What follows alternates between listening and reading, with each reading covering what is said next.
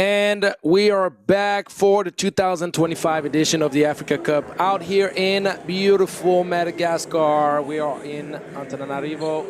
And if you didn't follow the action until now, shame on you. Absolute shame.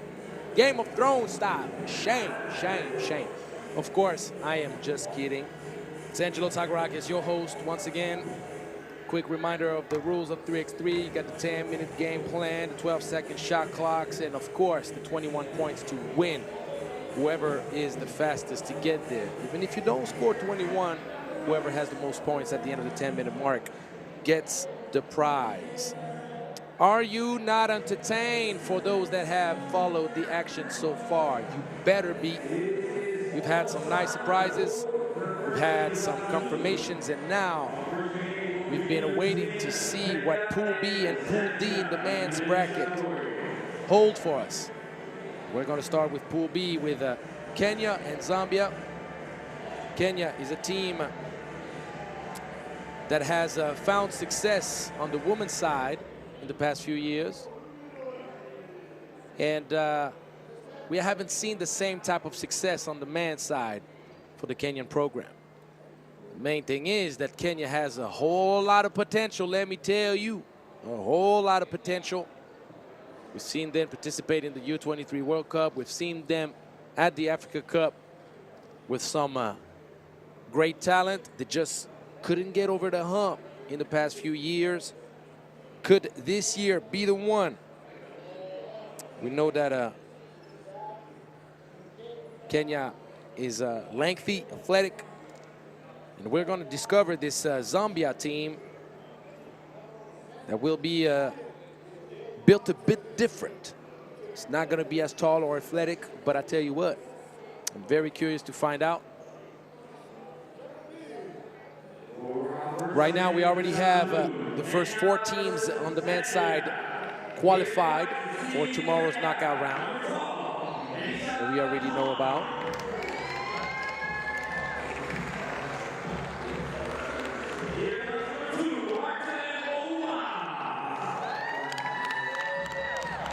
We have Algeria that will be matched up with Tunisia, and Egypt that will be matched up with the Democratic Republic of Congo. These are the 2 first quarterfinals.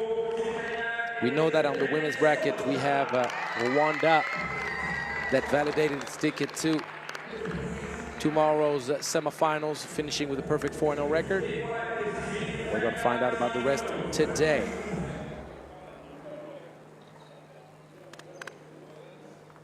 So here was Kenya.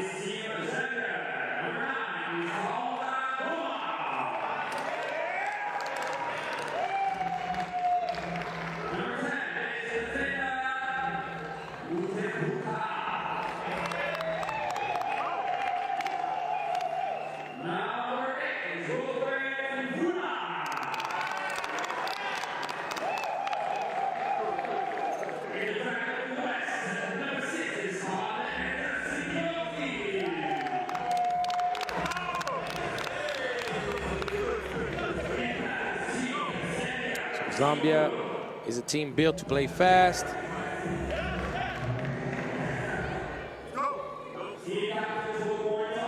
Let's see how they handle the height and athleticism of Kenya under the rim. Those types of matchups are quite interesting to follow, because you could have some trouble defensively trying to match up the speed of much quicker, faster guards that attack the rim and draw help side defense, kick it out. So if Zambia is as fast as they need to be and they find some type of a 2-point shot efficiency, it could make it a game for sure.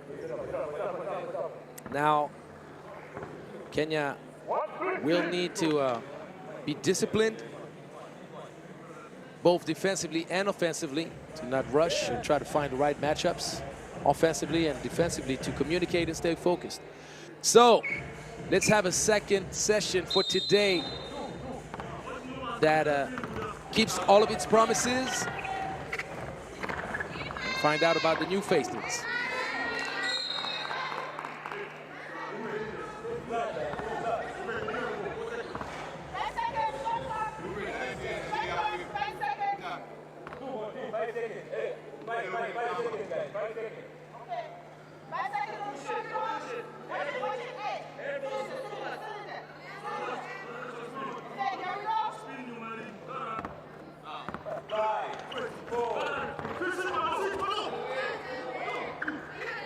Touch the rim.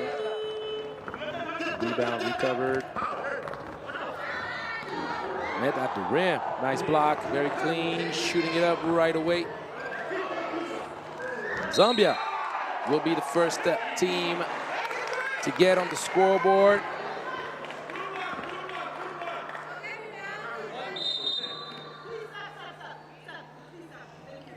Goma.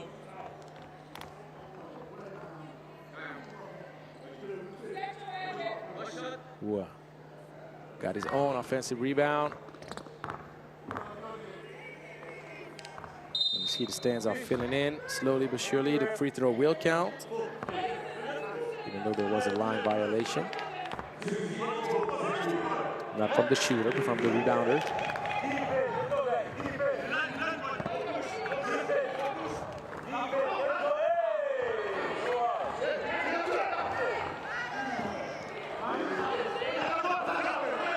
Zambia cannot afford to turn the ball over. Give it back to the Kenyan.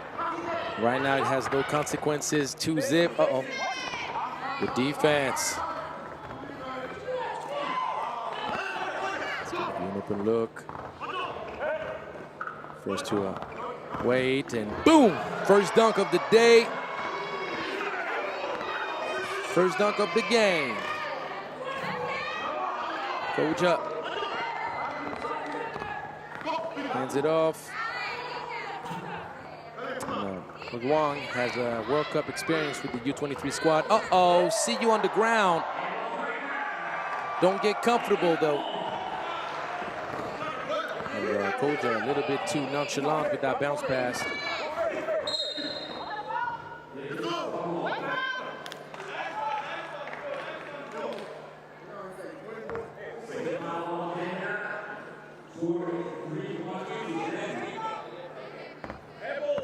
At the top of the key.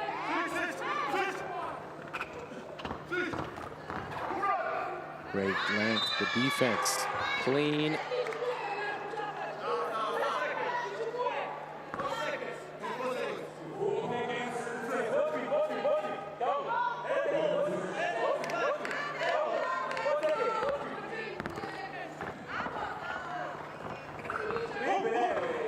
Look at the length, making everything hard. Kenya. That's going to be a turnover. Ojwang did not pay attention to the spacing.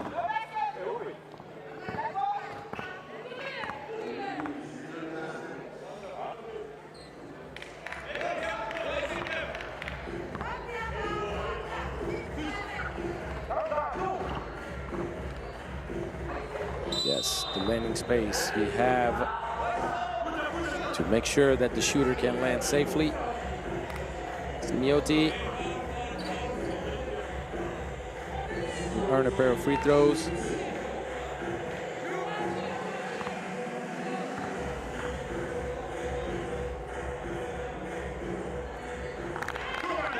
Zambia starts off the game right.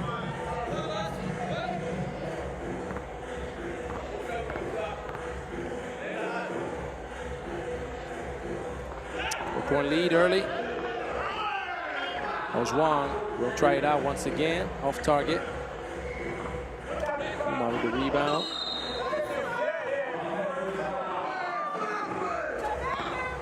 That's the fourth team foul against Kenya.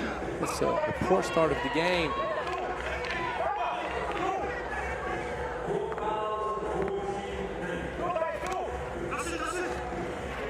Uh-oh, left by himself. Stepping back and knocking it down. Goma gives a 6-point lead to Zambia. Right now, nice pass, Ojwang. Easy money. There's going to be a foul.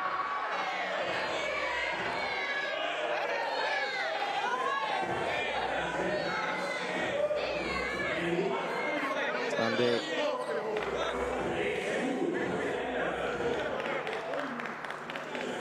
The bucket but could not prevent himself from committing that foul.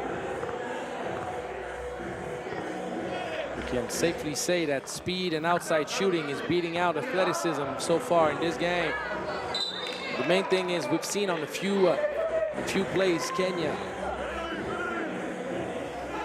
hold its own defensively, using its length and making everything hard, but then each situation where the defense breaks down, Zambia has managed to take advantage of it.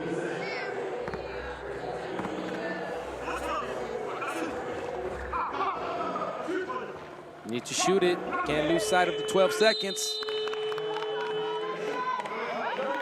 That is the inexperience right there that speaks. Always keep an eye on the clock at all times.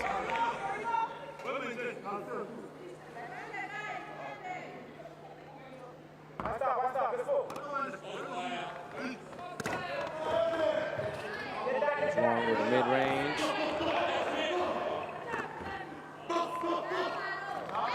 There you go. Uma with the bucket. Closes the gap within 4. Getting his own offensive rebound. Goma. Zambia will get its first warning for delay of game. You cannot intervene in the half circle when the opponent recovers the ball after a bucket. It's a good take, but you got to go with the left hand, though.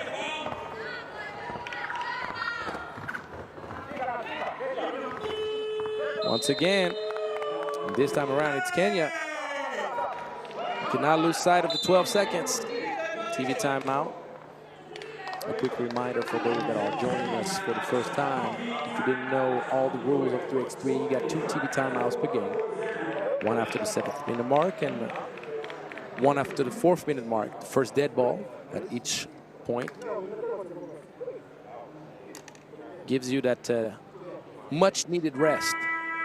Because believe me, if you've never played 3x3, if you're new to this game, you do not understand how necessary those little breaks are. A 10-minute sprint will take a devastating toll on your cardio. Let me tell you that.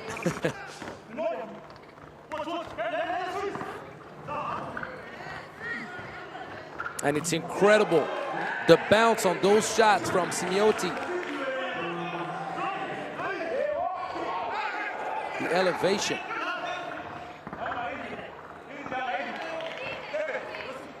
Long range. Ooh! Oh! Oh, no, no, no, don't do that to him. You're spoiling the highlights. Look at this, almost had it twice. You gotta be ready to play, baby. You gotta be ready to play. Mutepuka, the young buck of the squad, 22 years old. Oh, I'm looking forward to see those again. But no bucket, no highlight for me. I'm sorry. Coulda, woulda, shoulda.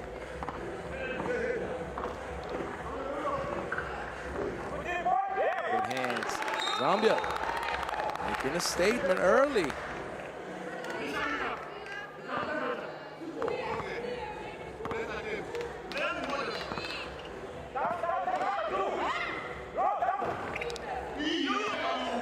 Pool B, you also have Benin, the second seed in the men's bracket.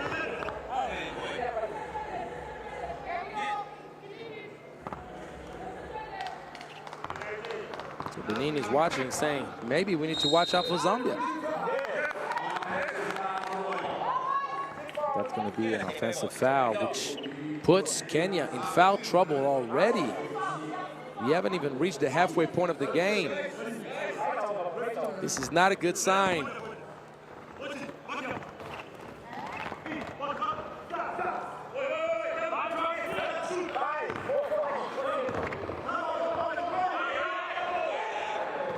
High altitude, there's Wong. Rejects, that's gonna be a foul.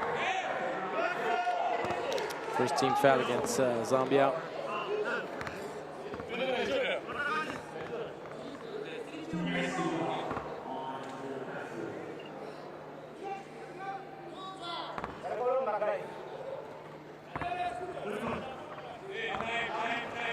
Wide open look.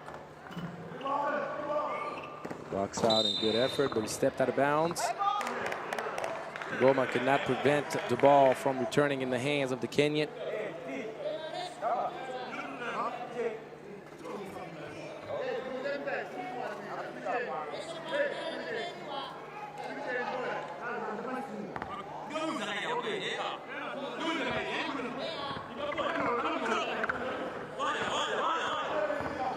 And pulling the chair on Ojwang.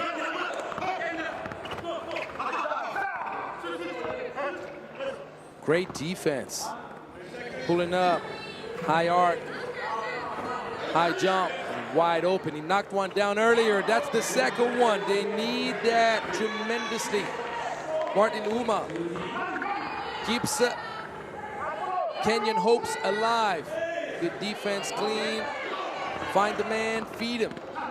Feed the man. Feed the man. You found him once again. Back-to-back two-pointers. Kenya back in the game. And Ngoma. Very strong. Drives to the cup and draws the foul, which is the 7th team foul, resulting in him taking 2 free throws. 7 points already.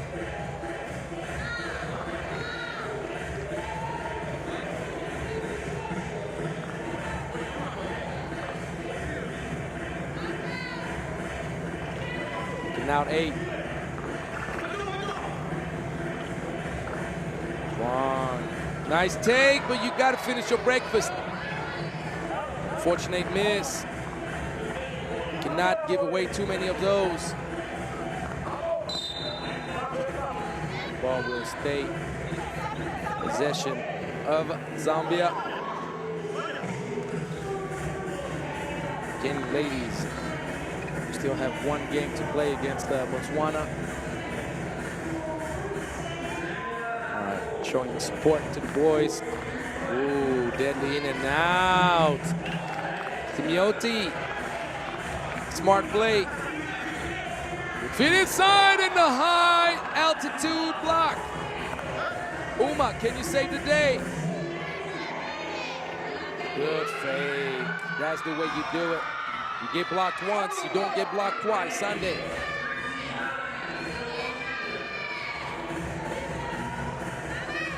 Bad shot.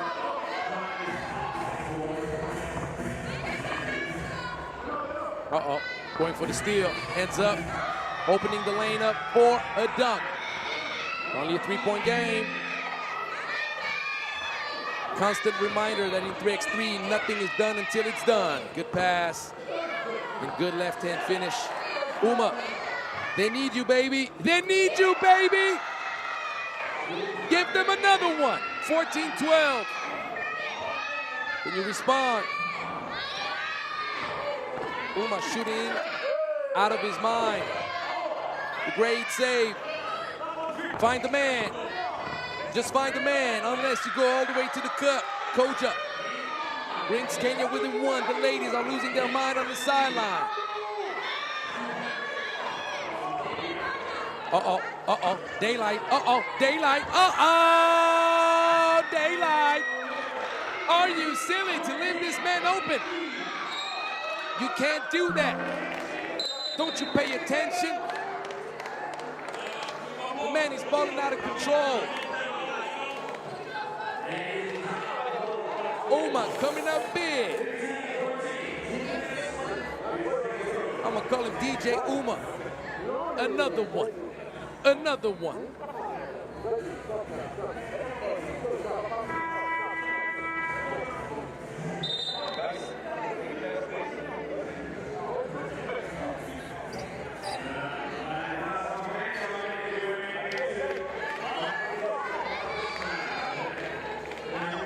That's the way you get me started, Martin.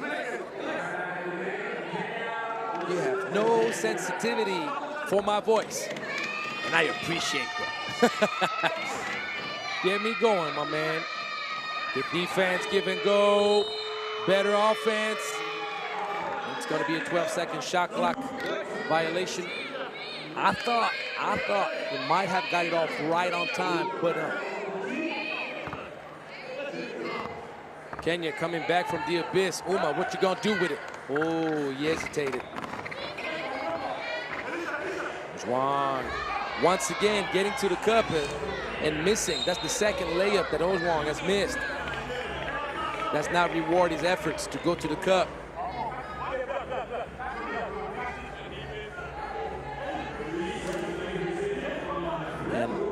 Imagine that Kenya has taken control back of the game, being in foul trouble for the past 3 minutes. You can say, thank you, Martin.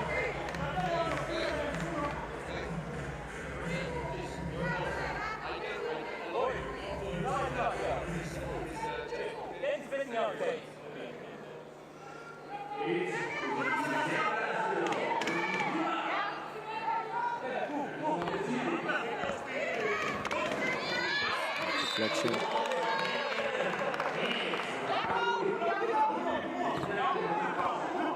Zambia was not expecting to take such punches. That is the life in 3x3. Cannot get comfortable or think that things are going to get easy. It's going to be a 12-second shot clock violation.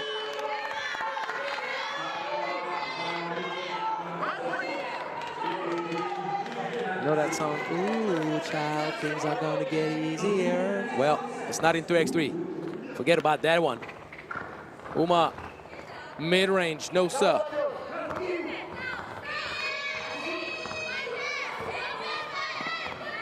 Three seconds in the paint for sure. Could have been called a long time ago, to be honest. The referees gave more than enough chances for Zambia to get out the paint.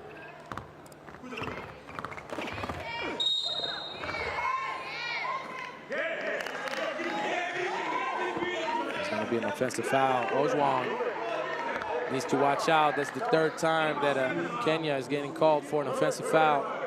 Setting screens.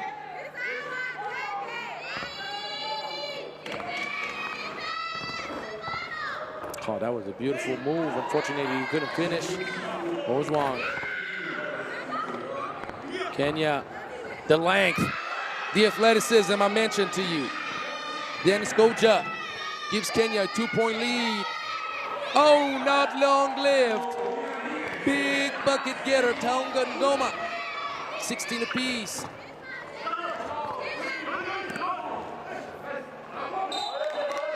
Ball is deflected out of bounds, and there will be only 0.7 seconds left on the shot clock.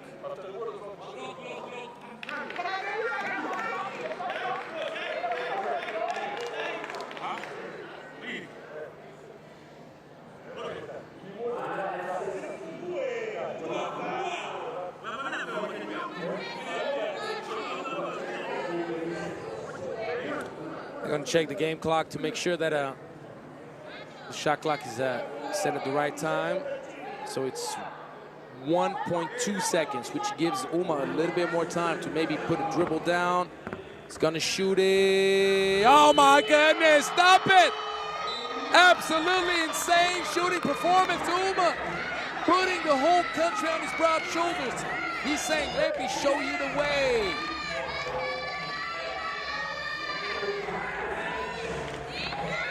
Oh my goodness. 1.2 seconds was just enough.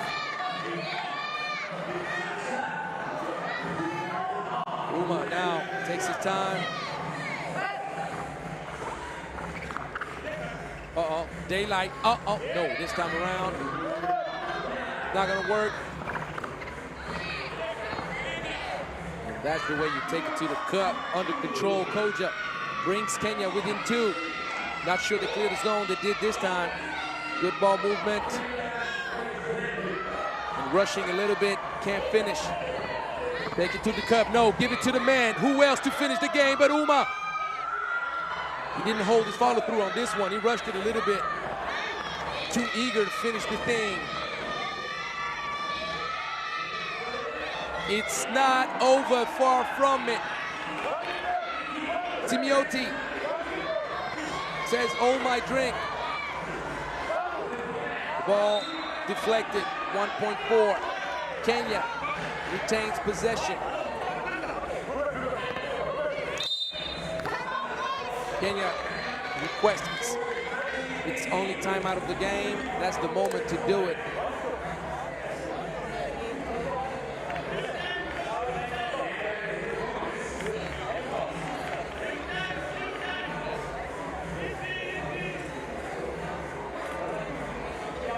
We've had a duel of duels.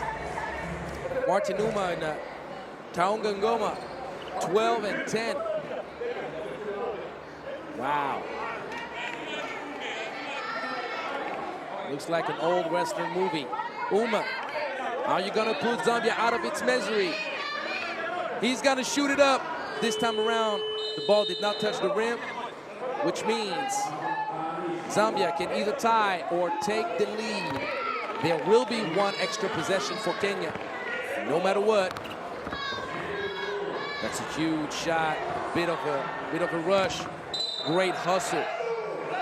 Ngoma enables Zambia to retain possession, but this time around, there won't be enough time to have two possessions. So what will Zambia do? Are they going to look for the tie? Obviously, they try to take the lead with this shot attempt from Simioti.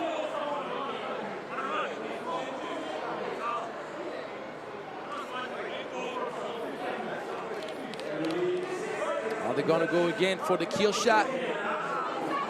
Are they going to play it a bit safer?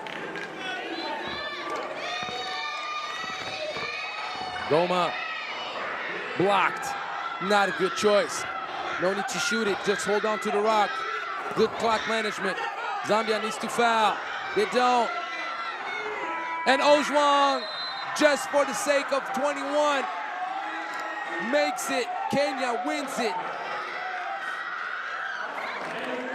Mark Ouma, the man of the hour for Kenya.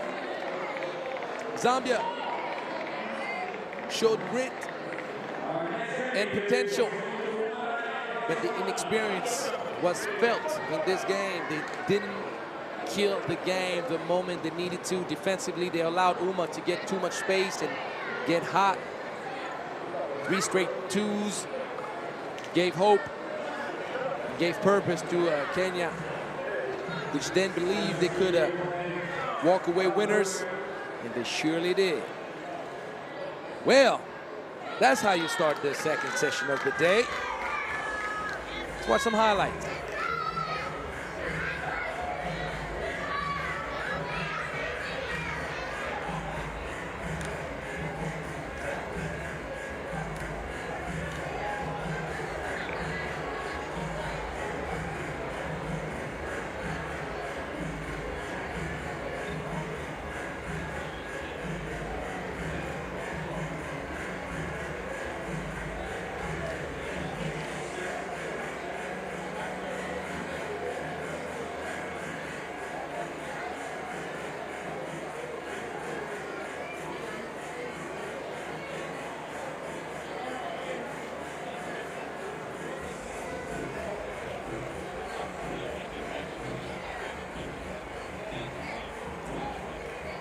Madagascar, Rwanda, and Botswana. That's an interesting pool. This could be considered the pool of death, with Rwanda and Madagascar being matched up that early, which could be also the case with the women's bracket, but it's a 5 teams pool. You can't really call it the pool of death when the gold medalist and silver medalist of the previous edition end up in the same pool. You got too many teams for that to be the group of death. But maybe you could still keep that same name, because in the women's bracket, you only have 2 spots for the semi. We're having 2 teams walked away finalists and winners last year. I get it. But here, Rwanda, that has won bronze in 2022, did not participate in 2023, and silver in 2024. It is safe to say they're coming out this year for gold. That's the ambition. They did not exist against Madagascar last year in the final. They got crushed. Madagascar was just too good, too experienced, too excited, playing at home here in Antananarivo. Now they're going to have to start off against a very surprising and exciting team to watch. Botswana, Botswana had to get out of the qualifying draw. Did a good job.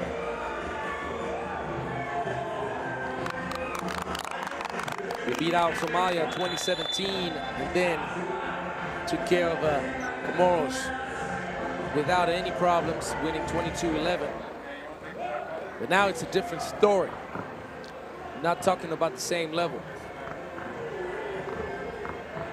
Talking about Olivia Turatsinze, Kuzera, Mashuti, Uwitanze. It's a good team, guys. Let me tell you, it's a good team.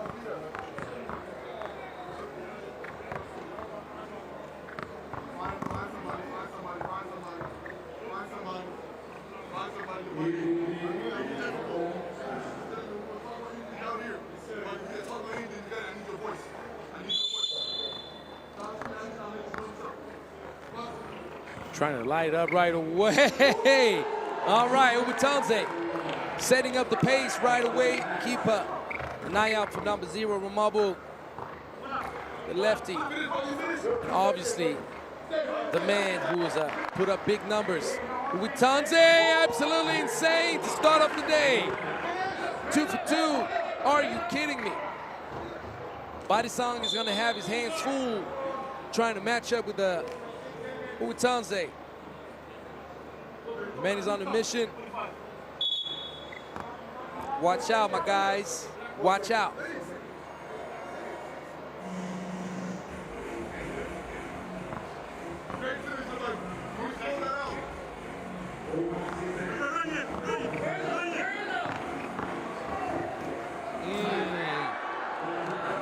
He's trying to yam. Turatsinze in the corner. Rwanda, 3 for 3 to start the game. The defending silver medalists showing their ambition, their discipline, and their pride. I want to let everybody know it is not a fluke. 2 medals in 3 years.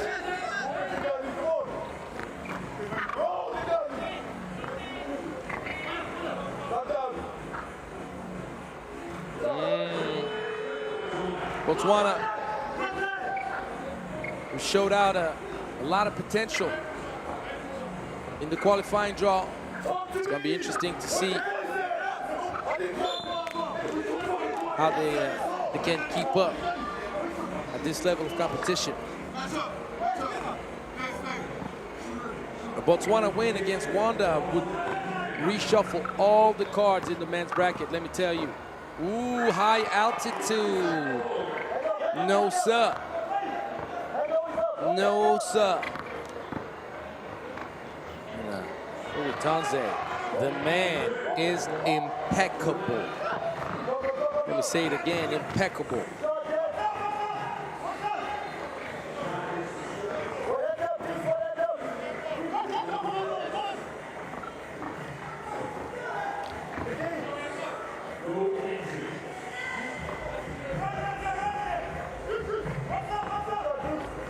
Target a little bit. High altitude rebound, but for the medals need work still on the finishing touches. With Swadira.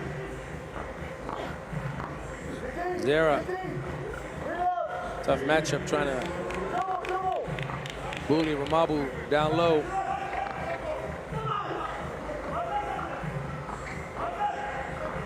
Great pass. Turatsinze falling asleep on the backdoor cut. Mokiborn, Kaputako making himself available late in the shot clock.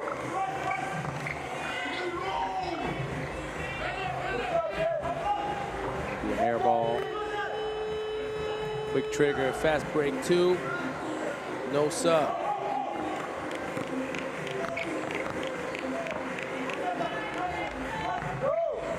It's a good pass. This time around, Motswadira will not miss. But you gotta like Ramabu's game. Total package, looking like Lamar Odom out there. Can shoot, can drive, can pass.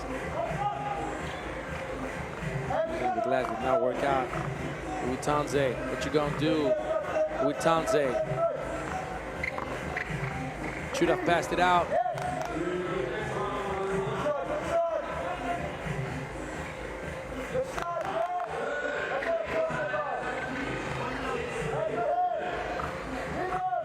Seven apiece. Botswana slowly but surely came back.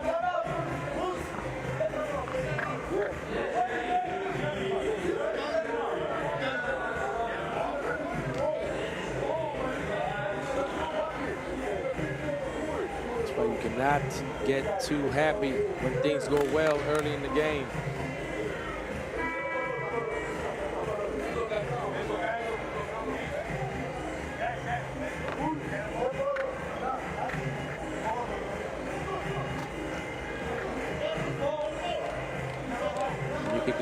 You cannot get too down on yourself as well. So don't work out. Keep grinding, keep playing. Good bounce pass. By the song.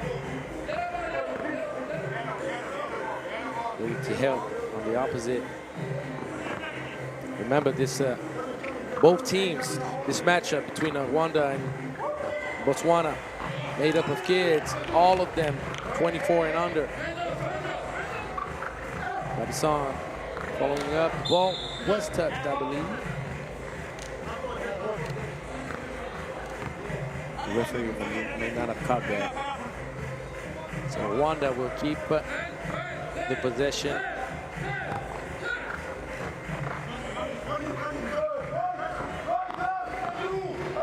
Zera. Tough shot, big rebound. This Botswana team is playing tough. So now, short. Staying with it by the song.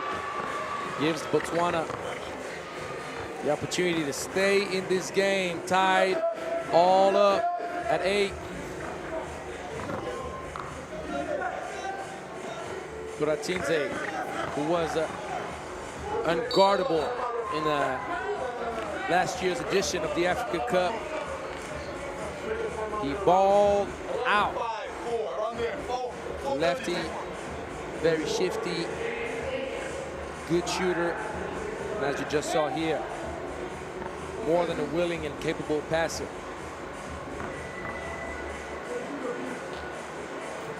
Chuti misses the free throw.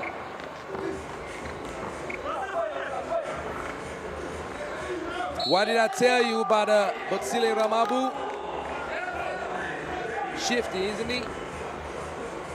Total package. 6'7" guard or forward.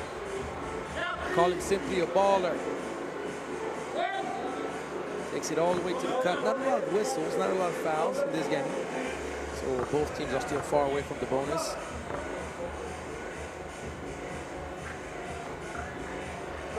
Maru does not take the opportunity for a 2-point lead. And when you got Uitanze around, you better make sure you capitalize on any opportunity to run up the score.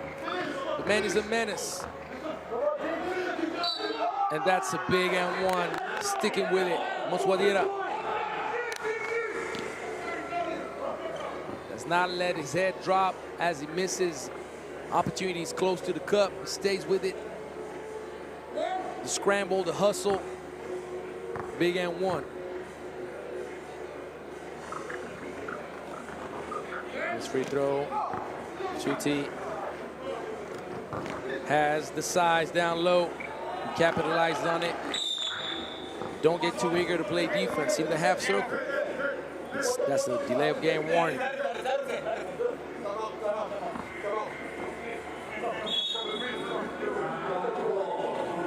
the timeout requested by Badisong. I don't know if it's the right time to call for that timeout. Reminder that you get a timeout at the first dead ball past the 4th minute mark, which is pretty soon.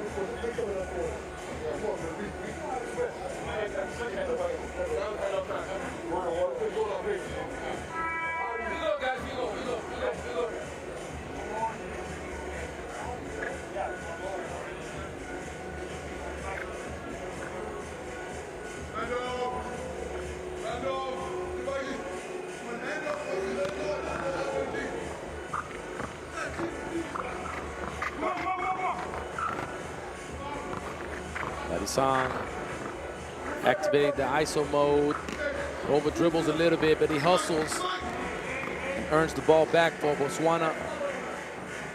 Mabu.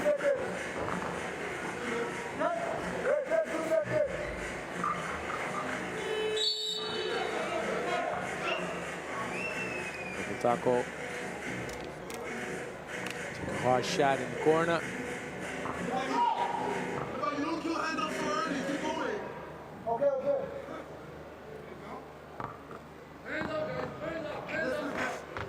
Tanze gives it up. Big bucket. Chuti gives a 3-point lead to Rwanda.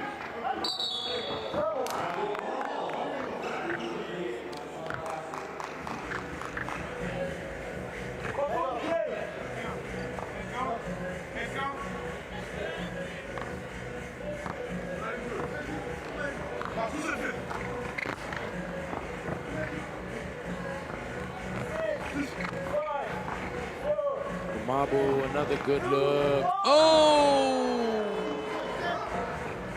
Motswadera drinks Sprite, if you get the reference. That's unfortunate. Once again, Ramabu with a good look.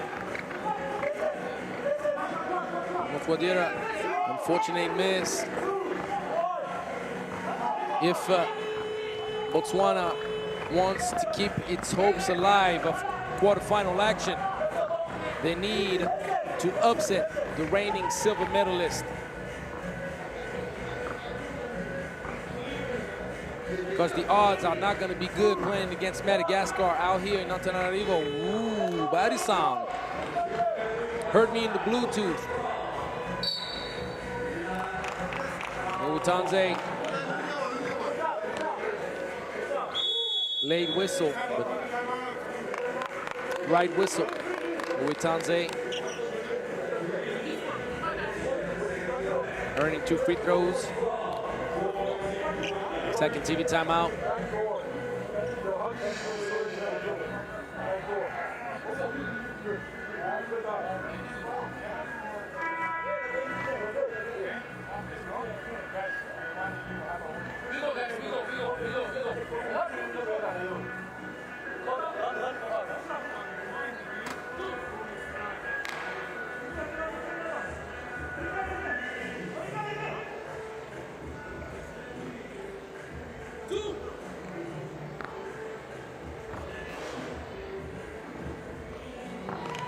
This man right here, Justin Utanze.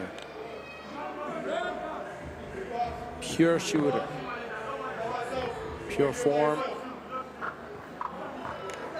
Just buckets. 4-point lead. Badisang and Rabotako get depossessed of the rock. Turatsinze misses. Trying to bait the referee into calling a foul here. Not happening. Ooh, spin cycle. No love with the left-hand finish. Badisong, what you gonna do? Attack that baseline. Nice kick-out pass, the extra pass. Oh, yeah. Oh, yeah. That counts.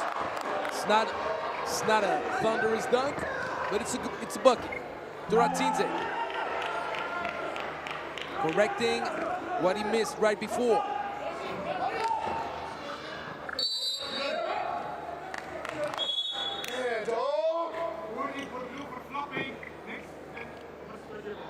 So yeah, warning for flopping. Rabofako, as mentioned, trying to bait the referee into a whistling. Did not happen. And Quizera kind of tried to give Nshuti the ball Shuti was coming for a two-man action. Didn't work out the way they were hoping for, but still retained possession of the ball. 6 seconds left on the 12-second shot clock. Let me have some of those cookies. Kid making me envious. Can anybody bring me some sweets? Anybody? No? Okay. That's fine. I'll get my own later. Oh, that's a nice take. Great speed. Double taco. Utanze. The ball rims out, but he's a shooter. Double taco short. Nice pass, nice fade. Great finish. Double taco keeps the game close, and Utanze rushing a little bit. You're up 2, buddy. You're not down 5. Taking that closeout. Great defense. Double taco. Blocked. Ball deflected out of bounds. So Justin Utanze needs to pick his moments. He's the main scorer, but he has capable teammates. And this is a foul. Turatinze. Madisang took the bait. Jumped on the fake. Turatinze capitalizes on that.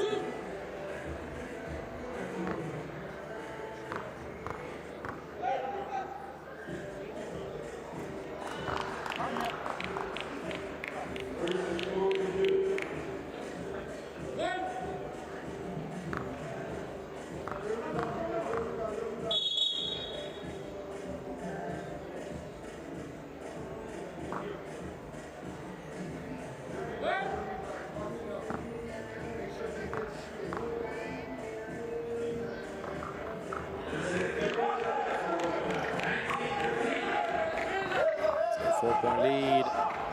Abasako, beautiful body control and footwork. The fade away on the money. And Rwanda needs to watch out with the poor shot selection, because Botswana is more than capable of stealing the game away.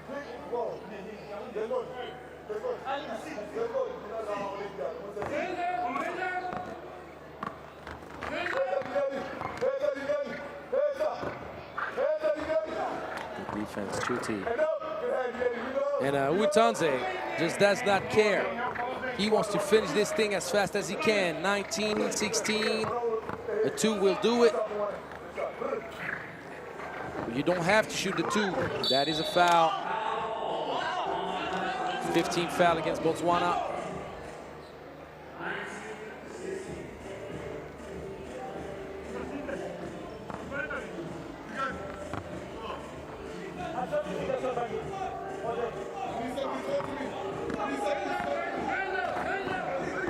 Turatinze, beep, beep, see you later.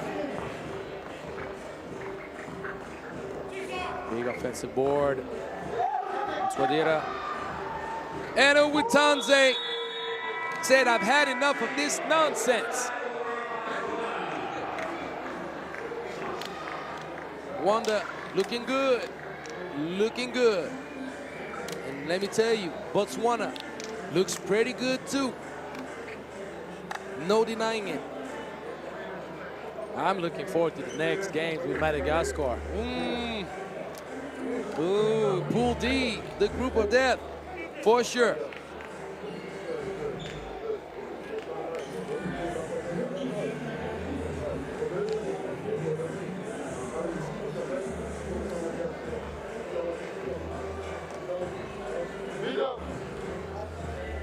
We're gonna have the last game in the women's bracket in Pool B coming up. Kenya against Botswana, right after those highlights.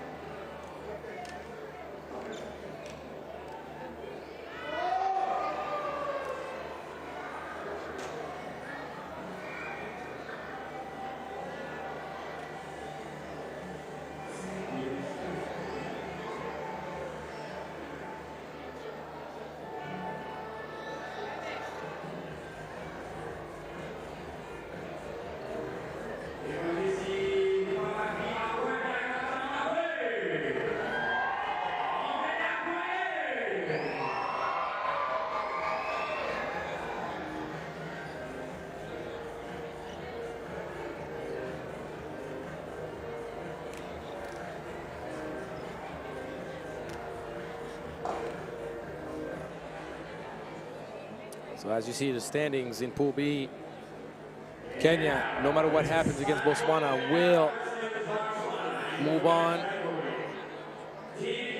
having the head-to-head matchup favorable with the Comoros. Now, with the way Botswana has played,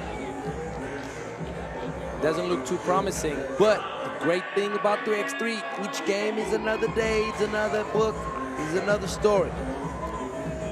So let's see if Botswana can provide us with its best game of the tournament.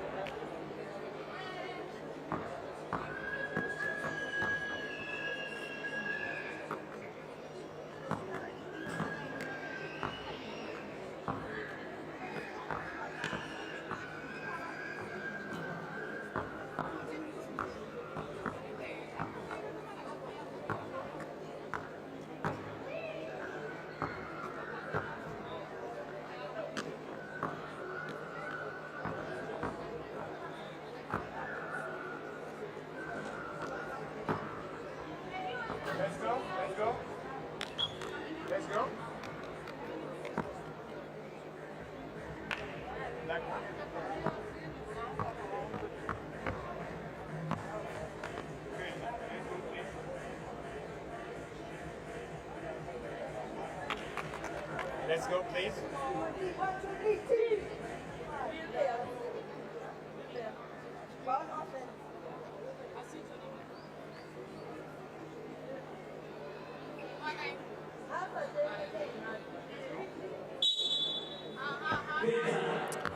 There you have it, last game of Pool B in the women's bracket, and that's a great take, start of the game. Clue. Aggressive, Akinyi had size advantage down low against Pody, and she draws the foul.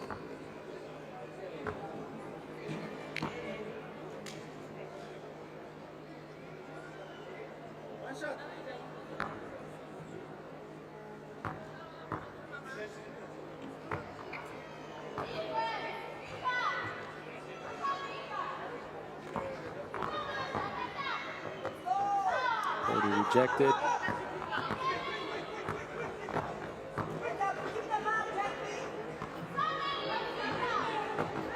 Cleaning up her own mess. Kenny, size advantage once again. That's going to be a foul. Ranki couldn't help but to drop the arms.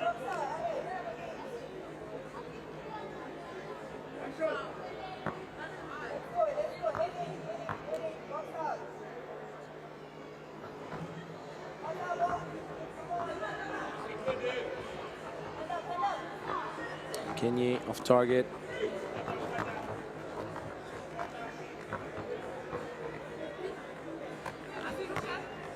Flew. We miss.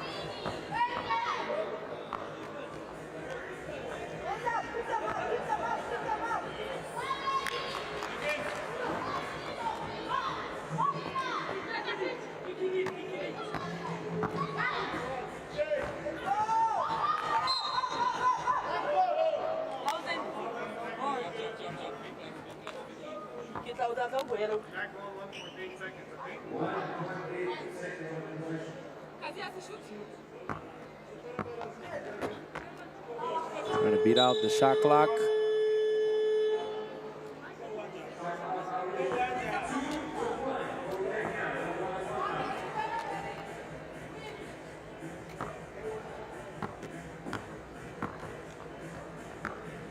Enough action. Goes for the little mid-range. Junkie kind of stayed back. And Wanjiku with a little sweetness on the mid-range. The ball is going to be given back to Kenya.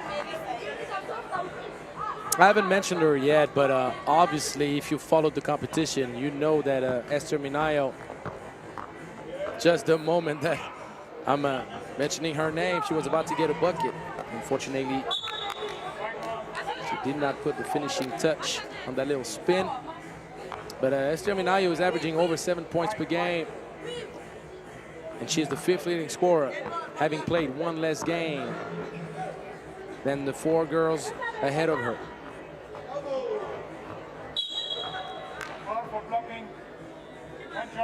There's going to be a little foul on Marianne. We'll have 1 free throw. Pretty sure the referee was waiting to see if she was going to make that bucket. Probably wouldn't have whistled if she made it. There was enough of a push.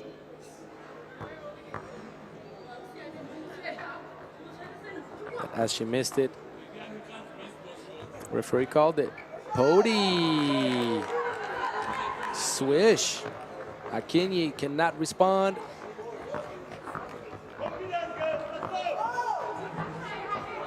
Good pass, Junkie, extra pass, Flew, top of the key, looking good. Looking good. Botswana leading by 2. And Wanjiku gets the quick bucket and beautiful dish. Pody doing it all kinds of ways, feeding all the people, shooting from deep, driving to the cup.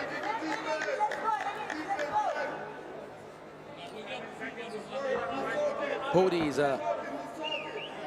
overall the most complete player of this Botswana team.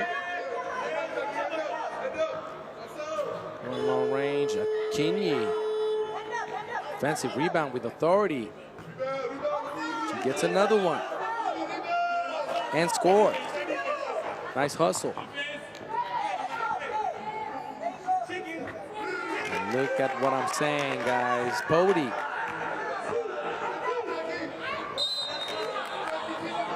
Once again, getting the bucket.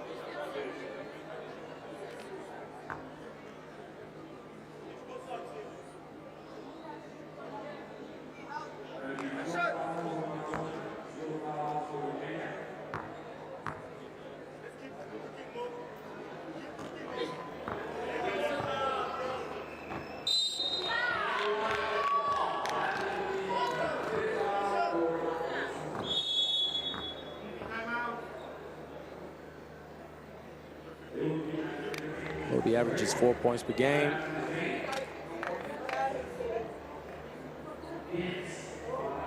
Leading the way with a player efficiency and scoring, obviously.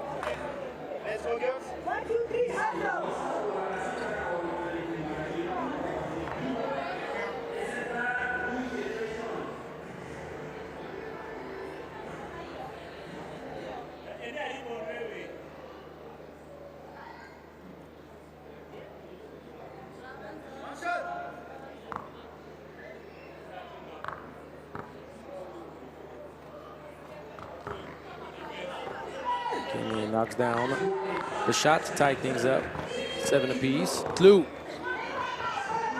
Move, but a little bit off the mark.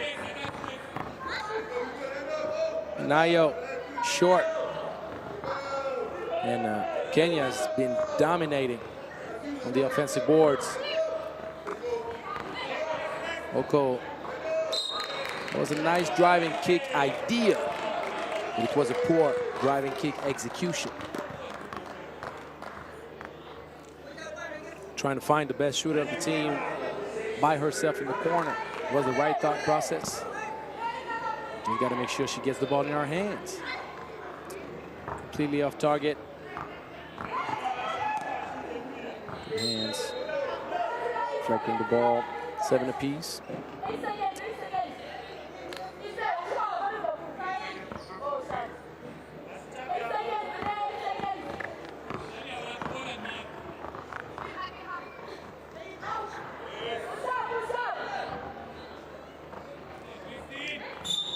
There's one thing that we can say about Botswana is that it was improvement game by game.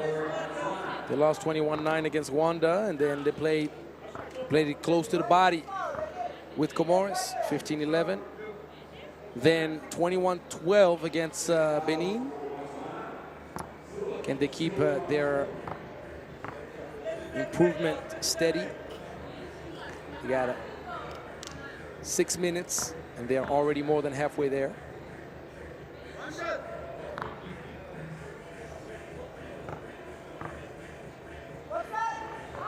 Kenya for 2. Yet another offensive rebound.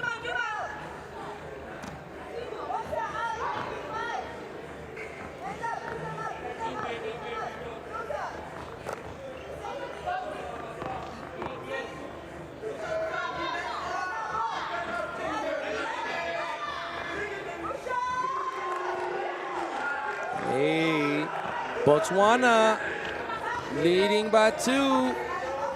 Tlu knocking down the long range, but Wanjiku not impressed. Says, look, we got more than enough time to come back and take this game. Don't get too excited. That's what she's thinking.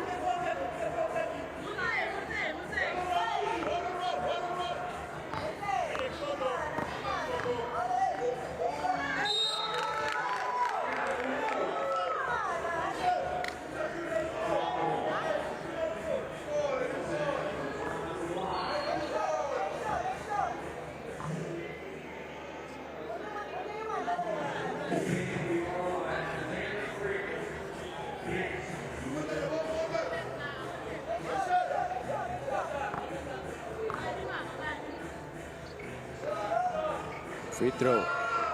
Another one drop in. Nice flash right through the middle. Akinyi needs to go with that left hand though. If you go with the right hand, you offer the ball on the platter, and Akinyi commits the foul on Pody. 2 free throws coming up for Boyngotlo.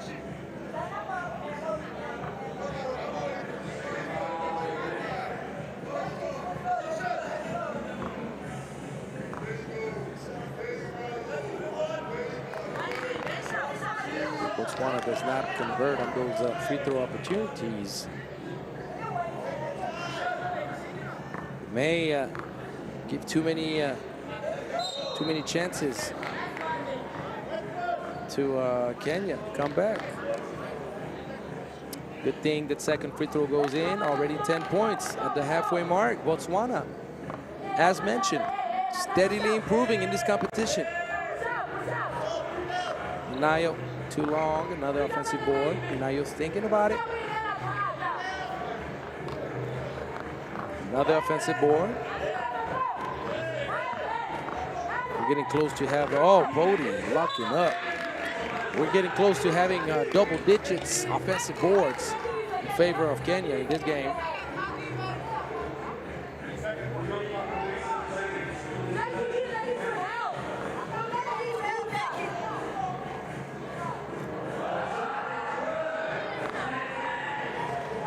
Minayo. Ties the game up. Minayo, no hesitation. She'll keep on shooting, rightfully so. That's a good pass. Back of the defense. And Minayo would love to keep up the good work.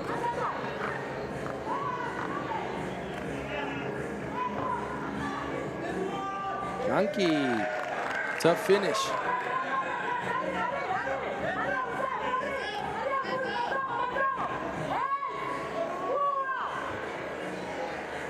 Nice little mid-range jumper. Didn't feel the first one, so she took a dribble to get a bit closer. It's a good idea. That's what you need, that's what you do. Minayo keeps on checking it up, and Kenya keeps on getting those offensive boards. If Botswana does not lock up and get those defensive boards, Kenya will eventually pull away.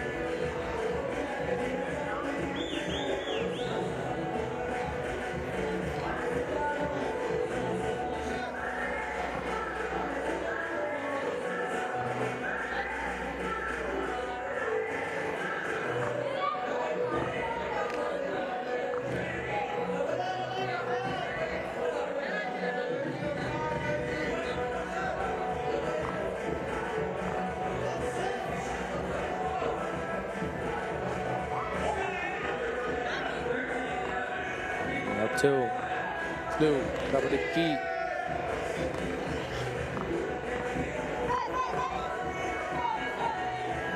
Oko! High trajectory, the dagger, 15-11. Botswana, as mentioned about 30 seconds ago, seeing Kenya pull away slowly but surely. Minayo by herself, leaving Minayo wide open. That is a way to get killed out there.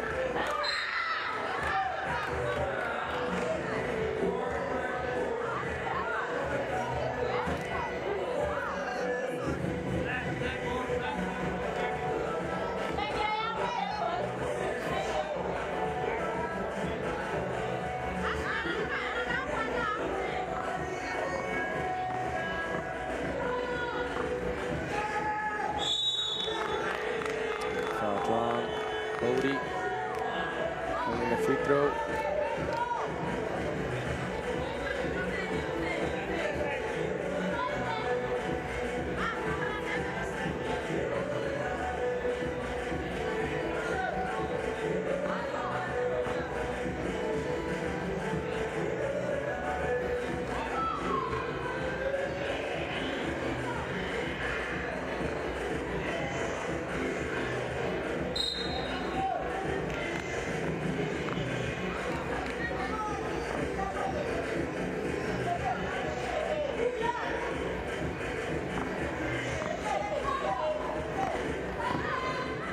Ooh, it was a nice take.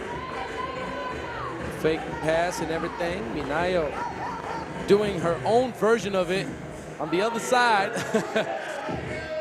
She gets the little floater to go. So confirmed, Botswana already beat out its best mark of the competition with 12, now 13 points. Go. Knocks down the 2. Kenya within 1 of its 3rd win, and Bodie, high trajectory. 5-point lead. This will do it. Oh, this won't. And what about this? Another two from Podi. Minayo drawing the foul. 2 free throws coming up to seal the deal, but Botswana can have a lot of pride in the way they've competed throughout the tournament and how they've improved game by game. Minayo misses. With just under 2 minutes left, this game is not over. Please understand that.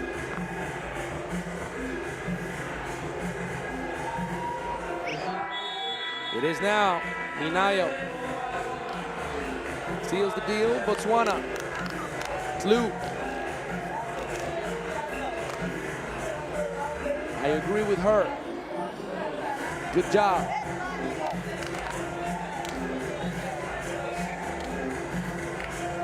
So Kenya and Rwanda head the group. We're going to see what happens in Pool A with Madagascar having to play against the Democratic Republic of Congo and Tunisia. So we're going to have a short entertainment break.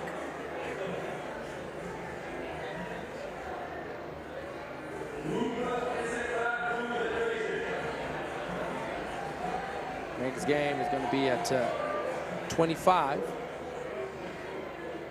So if you want to follow the entertainment and stay put, please do so. If you want to have a quick bathroom break, you have about 15 minutes to do so. So I see you in under 15 minutes, and we'll have the game all the local fans have been waiting for in the women's bracket, Tunisia against Madagascar. Coming right up.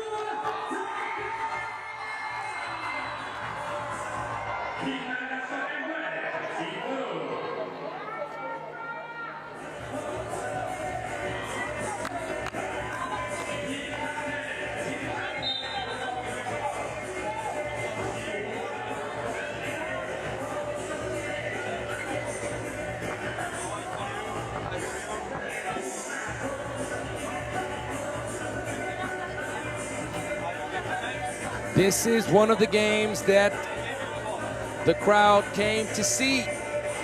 Obviously, the stands are filling out slowly but surely. You know why? There is no mystery. It's a home crowd's favorite, Madagascar, competing against Tunisia. Tunisia in a position now to write history potentially. Let me explain. Tunisia has 2 wins, same amount as Egypt. Tunisia lost against Egypt earlier today in a game that was kind of an eye-opener. I believe Tunisia had a hardest time in the first 5 minutes. Egypt was dominating easily. You had a feeling that, okay, it's a learning curve for Tunisia, quite obviously. But in the last 3-4 minutes, they made it a game and died with a score of 17-13. But you're thinking that if Tunisia can come up with the same type of minutes they've played the second part of their game against Egypt, they can not only compete against anybody, but they could potentially upset Madagascar. That's serious. The question now, can they? We're gonna find out. And also, what you can expect from Madagascar, knowing that this is the game that sets Madagascar up for top seed of the group, no matter what happens in its last matchup against the Democratic Republic of Congo. You can only assume that Madagascar is going to come out with great energy the same way the ladies did against Egypt in their first game that they brilliantly won 1917. But watch out. I told you Tunisia starting the game with the way they finished the game against Egypt. Jao Fera trying to match up that first bucket from Jedidi Bagan. One thing that Tunisia has going for itself as well is the great length and strength in the paint. And I told you, you can go back to the broadcast, starting off with yesterday's first games in the women's bracket, and I told you, Tunisia looks like a team that can potentially play for a medal if they put things together. Sure enough, great start of the game, 3-zip. Using strength in the paint and scoring from long range. Judith Bagan, no. Muruni shoots it up, gets the ball on the rim. That's going to be an open look, but she refuses it. So Madagascar playing with a lot of pace and gets the first bucket, going long range. You know you can count on that. Sambatra Erimoria drawing the foul. It's a team where all 4 players can shoot it. They're not the tallest squad. Obviously, Madagascar has historically suffered in the paint against bigger built rosters. But they have the speed to match up with anybody, and they have the intensity to match up with anybody. If they can put both speed and outside shooting together, then they can beat anybody as well. Jaufera goes for the tough attempt.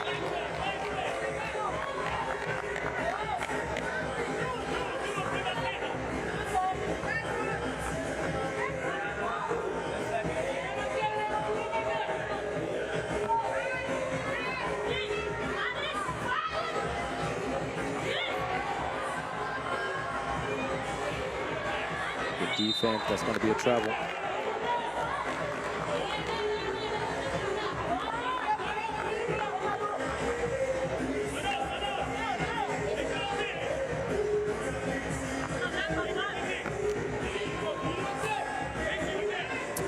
Tunisia, with a potential upset of Madagascar, would reshuffle some cards, but one of the main issues for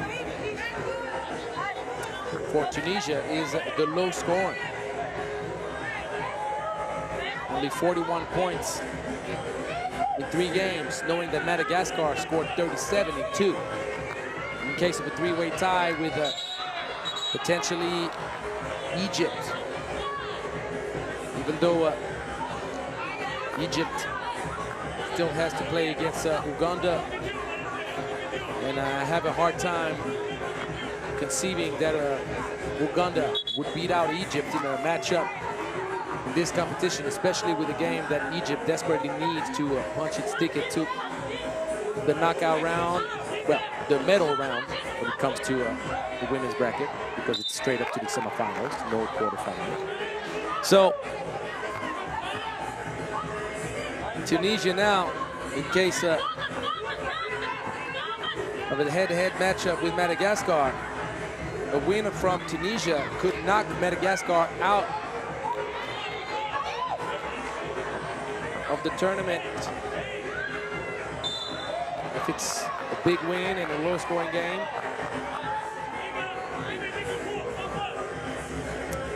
Obviously, if Uganda could upset Egypt, we saw what Botswana did against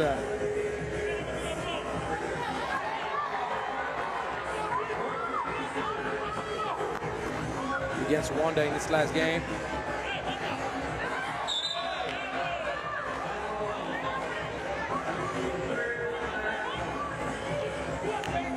I mean against Kenya. I said Rwanda, against Kenya. So you never know, but it's just not probable. So you understand it now. It's a big, big game for Madagascar. Jaufera misses. Backdoor cut, well read, Jaufera. And that's a beautiful finish. Going over the top, slowing down the footwork to make sure she gathers her balance. Sambatrari Moria.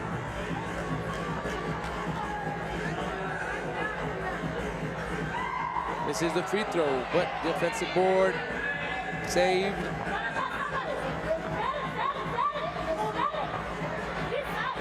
And for the long two, a bit short.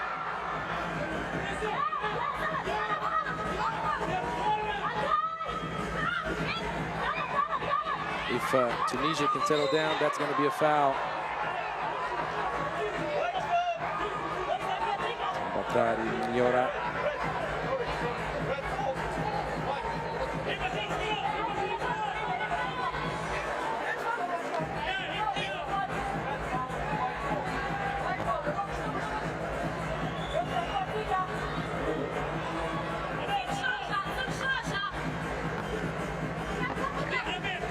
Mismatch in the paint.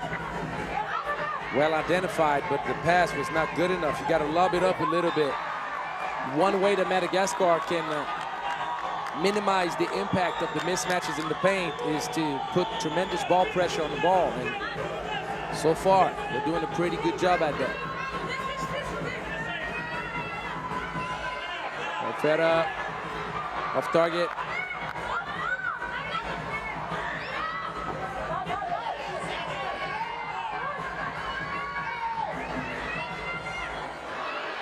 For the long range. Don't really like the way Madagascar is building its game. Didi Bagan, too strong.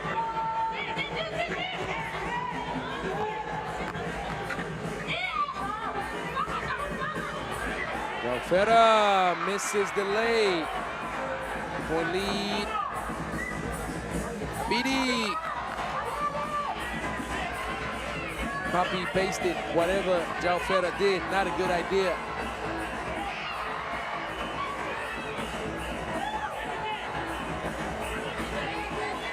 Sweet spin.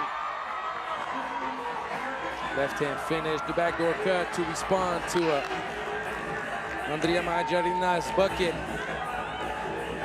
Good look from her for Hamrouni. Didi Bagan, incredible. Told you that Tunisia had potential. Just don't understand what happened against the DRC. They won 8-7. It was simply an ugly game. Let's just put it the way it was. No one would argue with me. It's such a low-scoring game. And the most surprising was that Tunisia has all the tools, not just to win, but to run the score. They have size, they can shoot from the outside, but they went 0 for 14 from outside. There's nothing that you could do offensively when you have such a poor shooting day. Now they have not only to win, but they have to win big to give themselves a chance.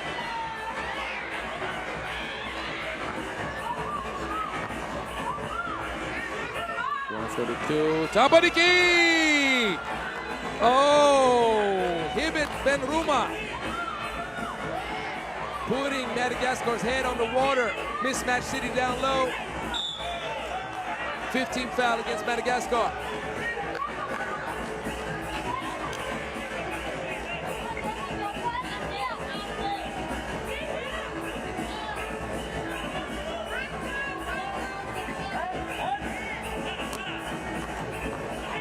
Rooney all the way, misses the lay. João Fera, top of the key, looking good, looking good. Say it twice when you make a two-point shot. The 16th foul against Madagascar on Huda Hamrouni.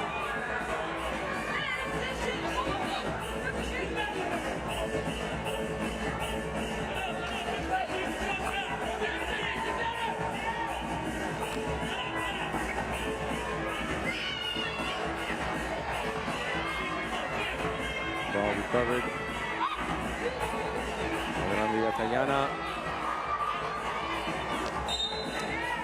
Madagascar lives and dies with the long-range twos. We know that. Historically, it's the way it's been for both men and women in this 3x3 program.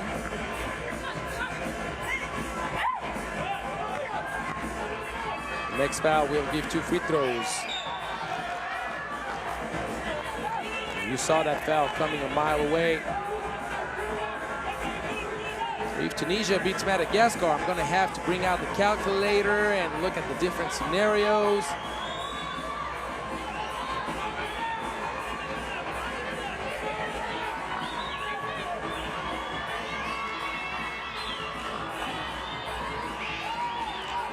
Let's just say that the biggest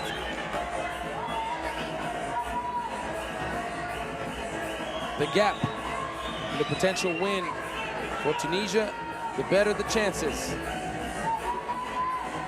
And scoring twos make sure that no matter what happens, Tunisia cannot get in front of Madagascar in case of a 3-way tie. And a 3-way tie is a high probability. It's going to be a trouble. Hamrouni loses her balance.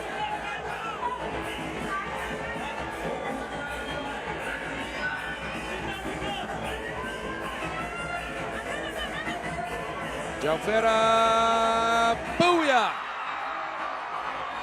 Madagascar cutting the lead to 2. That's going to be a foul. Do not commit silly fouls. Jalfera, frustrated.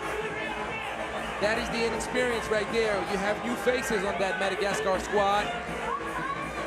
Talented ladies, but not the same mileage with 3x3. Experience counts in 3x3 even more than in 5-on-5, let me tell you. You need to have your brain on automatic, responding to certain situations. Double foul. Jalfera and Idiribagan hugging it out. This will not be tolerated. Jalfera. Oh! There will be a foul right here. Hamrouni.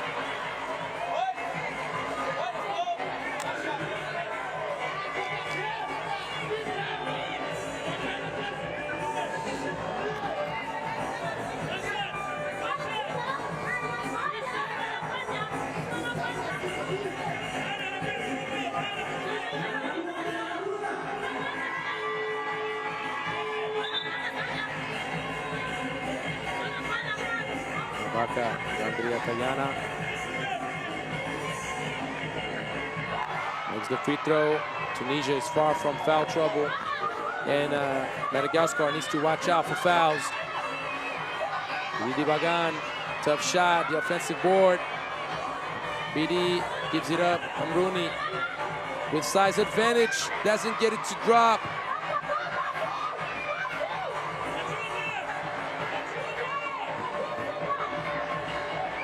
Madagascar hunting the 2, sometimes to a fault. Sometimes you just need to do what Sydney Andrea Miajarina just did. Just get to the bucket, get some one-pointers. Is there a foul right here? Yes, there is, a push.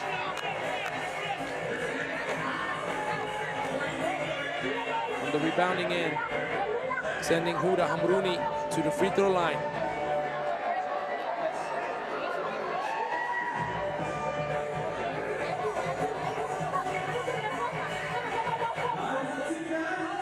There was a 4-point gap between Madagascar and Tunisia, with Madagascar having played one less game. So keeping the game close, even in the case of a loss, gives Madagascar great chances to move on to the next round. But the one thing that could end up being compromising for Madagascar is that a 3-way tie could play in Egypt's favor for top seed.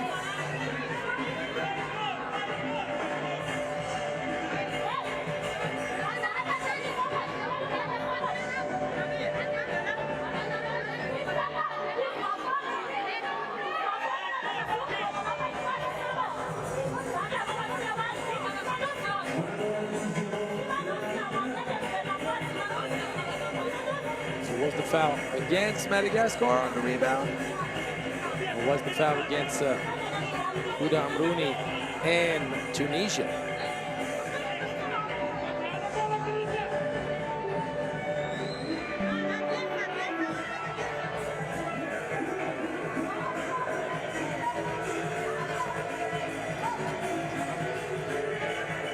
So the foul was against Amrouni.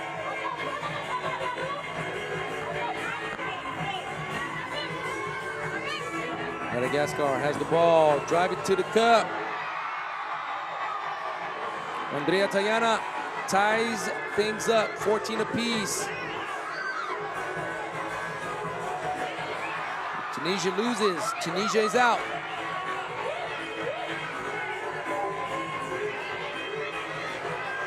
Farrell misses. The nice steal. Forcing her way to the cup.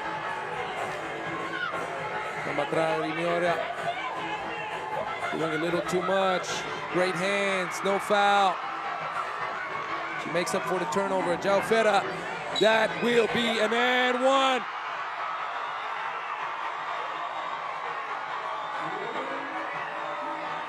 Sixteenth foul for Tunisia. Jaufera giving Madagascar the lead back.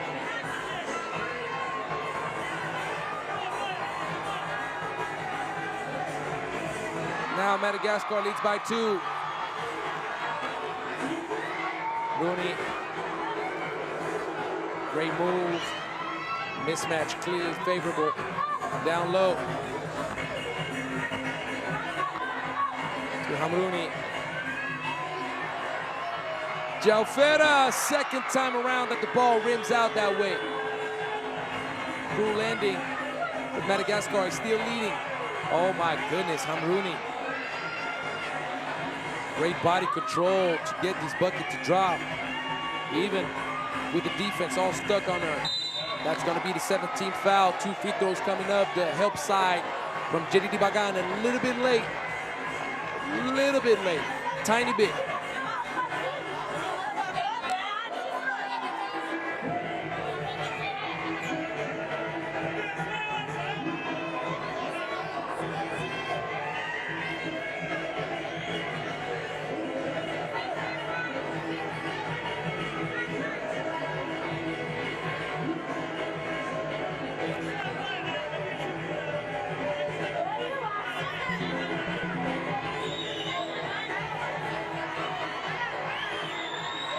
Should be 2 free throws.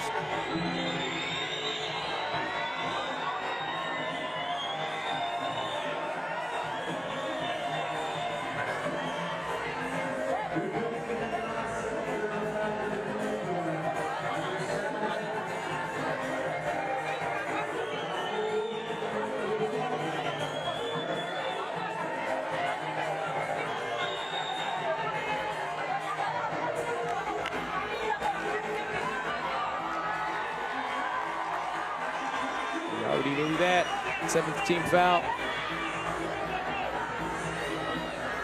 Big free throws for Sambatrari Miora.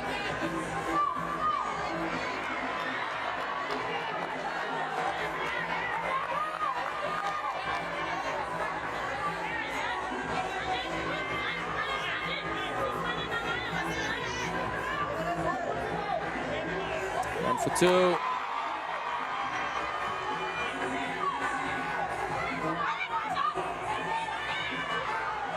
Shot well contested, Jaufera.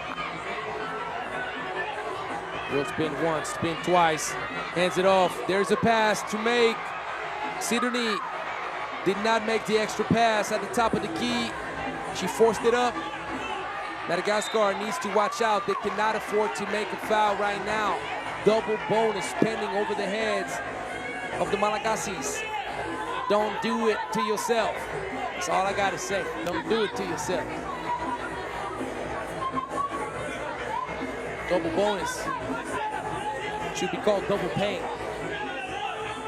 Not only do you give away free throws, but you have to play defense again. Your opponent retains possession. Amuni, smart play. Knows about the double bonus. Goes straight to the cup. Misunderstanding. Joe Feta saves it. Oh my goodness, in the corner. No. BD, the offensive board. The ball did touch the rim. Jedidi Bagan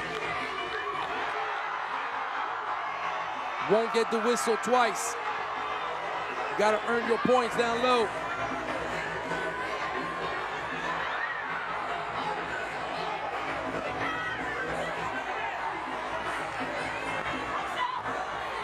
Jaufera, top of the key, Jaufera! Ice in her veins. Are you kidding me? Jedidi Bagan all the way. They know that Madagascar cannot afford to foul. Jaufera, clutch as can be. Hamrouni tries to tie things up.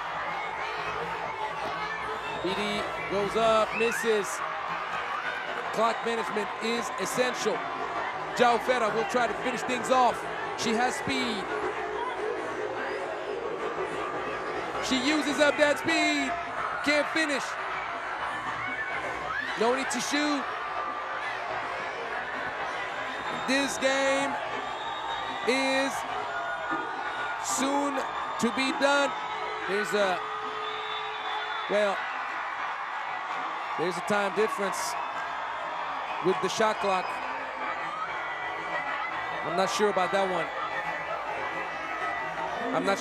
one. The game is not over. There was a game clock and shot clock difference. So there should be still 2 seconds something on the clock. This game is not over.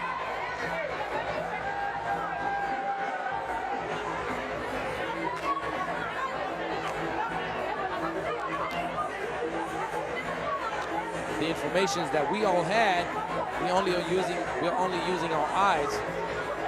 There was a 2 seconds differential between game clock and shot clock. The referees need to pay attention to those type of details.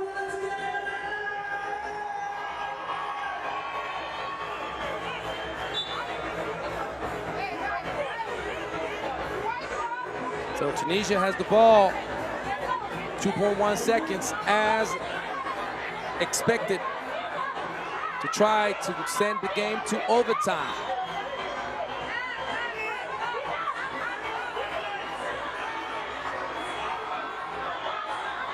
Let's have some Africa Cup madness. Who's gonna take that last shot for Tunisia?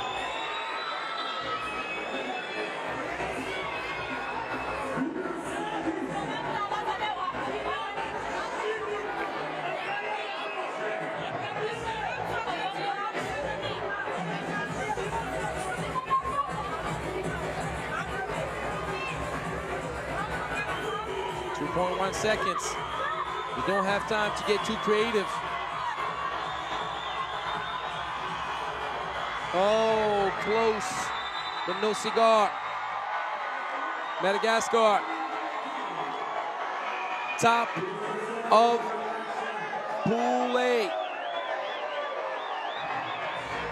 No matter what happens with Egypt's last game, Tunisia could not handle Jaufera's speed, could not handle her experience and clutchness.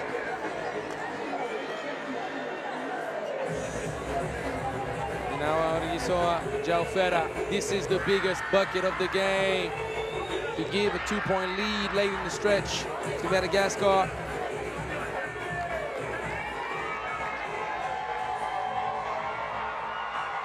Are you not entertained? That was pretty fun, wasn't it?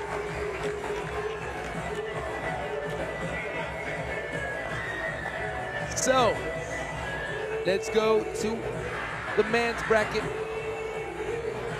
Let's revert back to some men's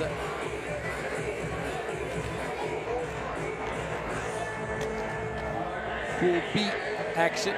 And it's going to be Benin against Kenya. Benin joining the party. First game of the competition.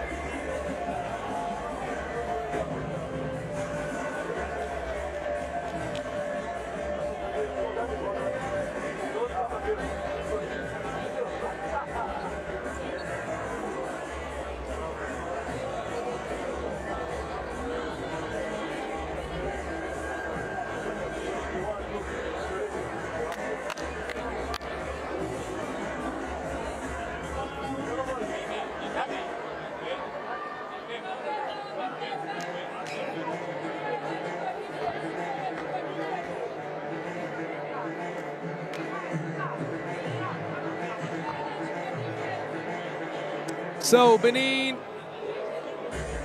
joins the party, and Benin is physical. Gotta watch out with it. Menyanglo, number 4, on the right side at the elbow. That boy is strong. Nice execution right here. Great pass from Gideon. Benin is a team that is experienced and ambitious. They're athletic, they're strong,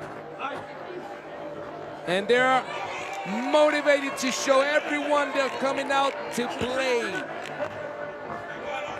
with serious business in mind. A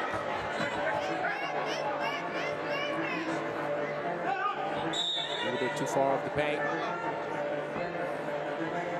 So Del Piero Ungbo starts off the game hot, knocks down deep 2, gives a 3-0 lead. Oh, Fadilou Alassane, the most experienced player out of the crew, always keeping in mind the 12-second shot clock. He had to attempt that shot, and he did so, even though unsuccessfully. Short 2 right here for Ojwang. Benin plays with another gear, another pace. Oh yeah, 5-zip. Things are looking good right now. Looking for a third one. Ooh, too eager to add to his personal account. Humbo.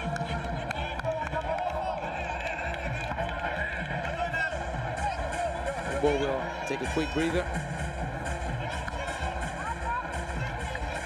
You have to think of something, but Fadilou Alassane, who's played at the U23 level and the senior level. Fadilou Alassane is the oldest of the crew. Humbo and Dohungbo, both 22. Future for Team Benin looks pretty good, let me tell you that.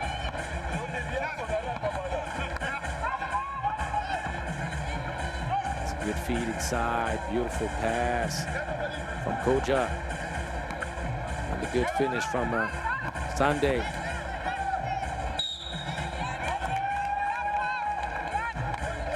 Foul drawn.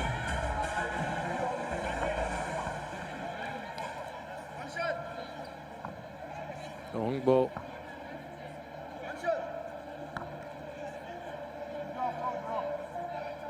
With one free throw. A little bit short with the offensive board. He was by himself. You just made two. Why hesitate? Should have taken that first one. Oh, trying to go for a murder. Midosesi Menyanglo could have ended up on one of the nastiest highlights ever at the African Cup. Uma, the man that changed everything for Kenya in the previous game against Zambia. Not matching up on the free throw is always trouble. There's a reason Benin scores. They had the advantage and the outlet pass, not good. I really do not like when I see teams not matching up on the free throw line. Good teams, they'll outlet the ball fast. The best shooter is comfortable with those situations, running to the corner. Don't want to do that to yourself.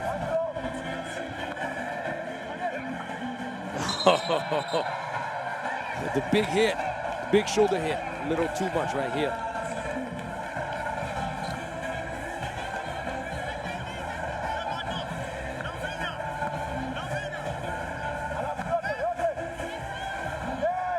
Rocks out, ball moves fast.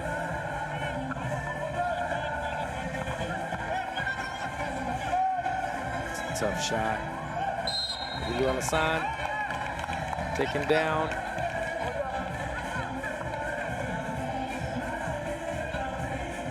Martin Uma had 12 points, shooting 6 for 12 from long range.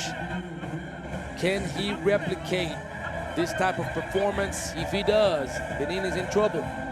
And don't get caught up with the score favorable to Benin right now. It was the same story with Zambia.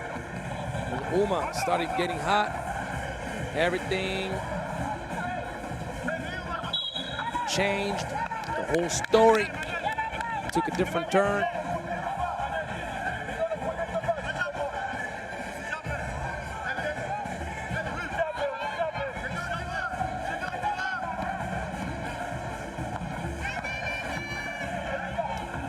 There's a lot of contact on the body, but it's tolerated in 3x3.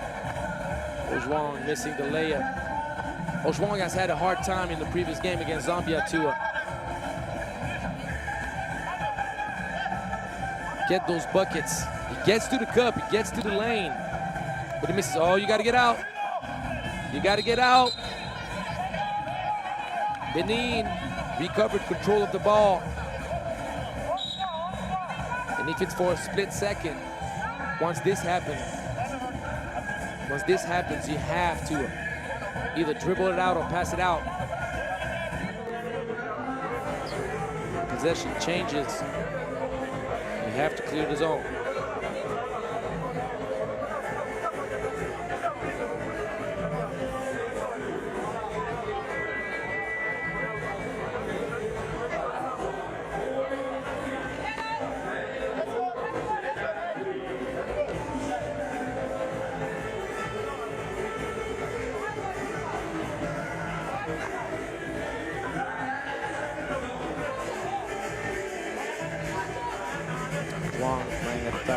defensively, had 3 block shots. The athleticism for Team Kenya is undeniable.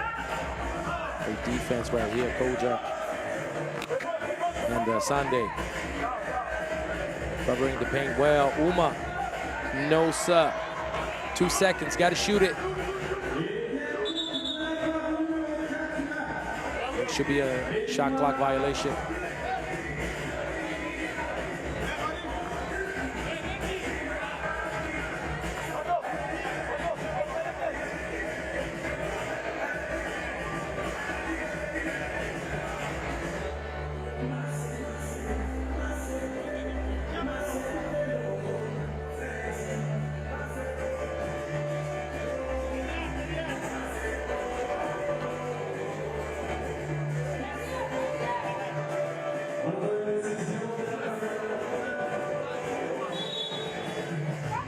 Yep, shot clock violation indeed.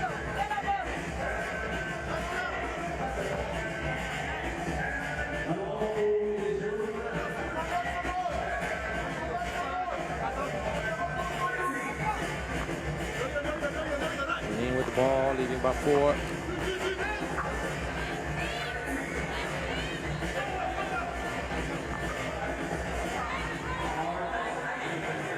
Here's the real possibility in case of a Benin win that we could end up with a 3-way tie. Zambia is a team capable of taking down Benin, especially being matched up with a team that has a frame more similar with guards and avoiding that block. Beautiful finish from Dennis Koja. Left on an island by himself. Shot is a bit too long. Uma turns it over.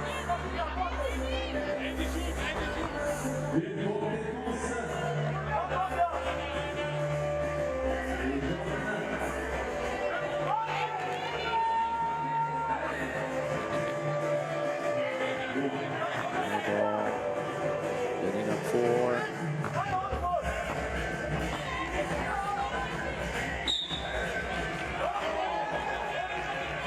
Bit of a severe call. I'll give that to the Kenyan staff, especially with this shot being a bit out of control.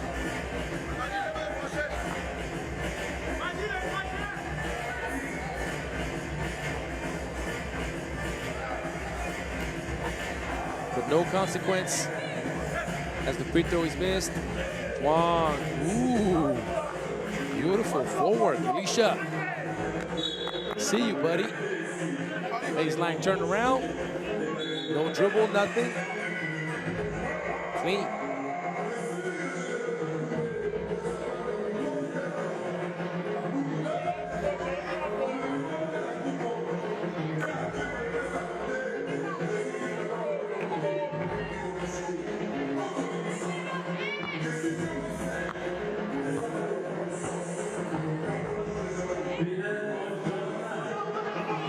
Not a good shot.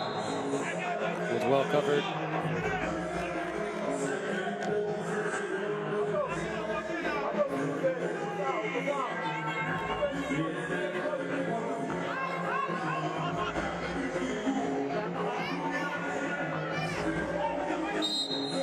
Foul against Benin.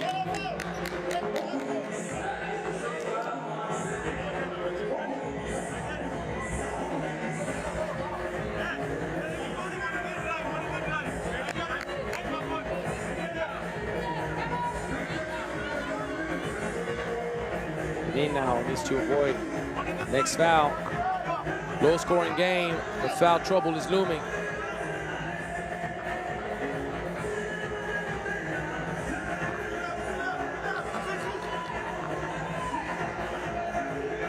Tough shot. Very tough shot, and that's a silly turnover. Koja losing sight of the ball, losing focus. Kenya with a win can secure right away top seed in Pool B. 15 foul against Kenya.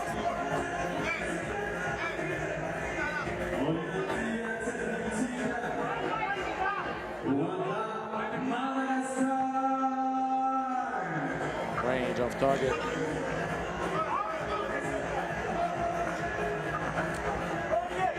Nice pass. The extra pass. Not good enough. It's still in the play, but it's going to be a 12-second shot clock violation.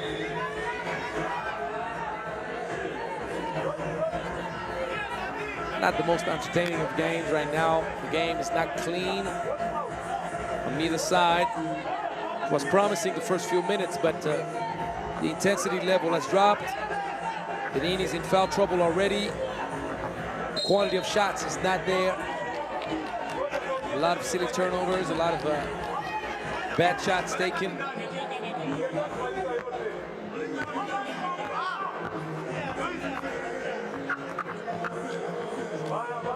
These are the bad shots I'm talking about. Contested, without rhythm.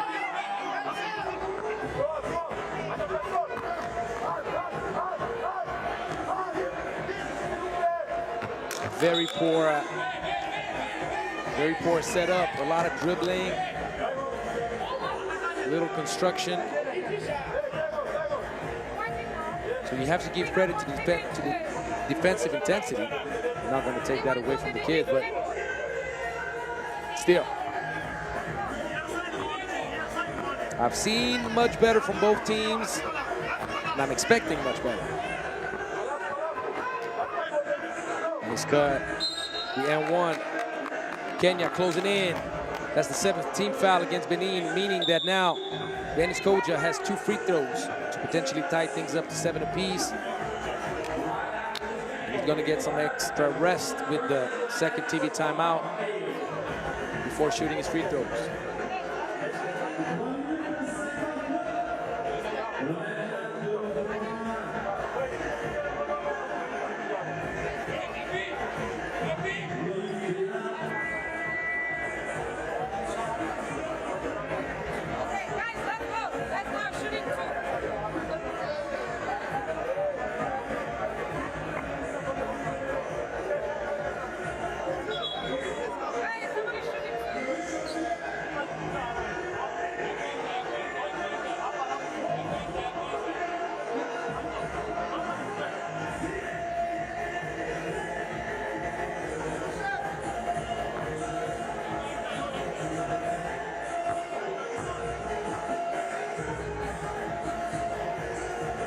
Knocks down the first.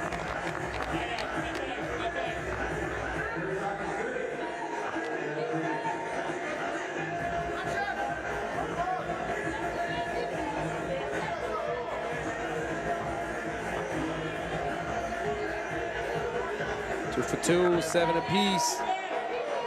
Kenya wants that top seed. And they cross to the mid-range pull-up.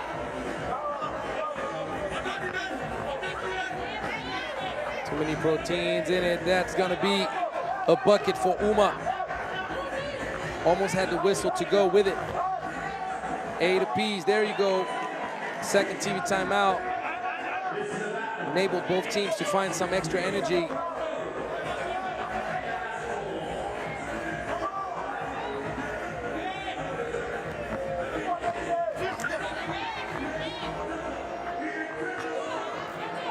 Shot selection for Benin, questionable for sure. Very deep, very long range, and that is a silly foul. 8th team foul against Benin.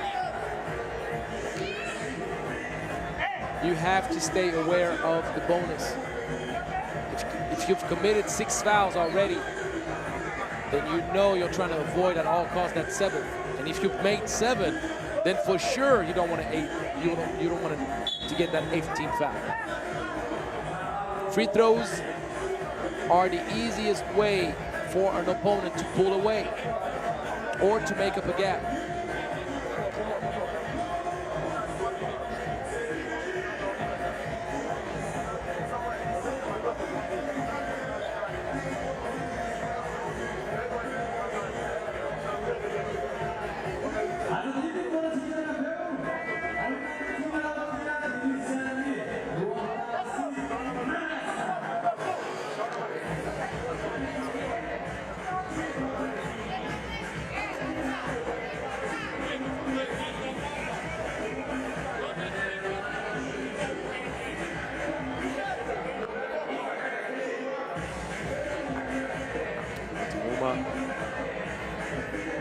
far from his 12 points scored standard set in the first game against Zambia.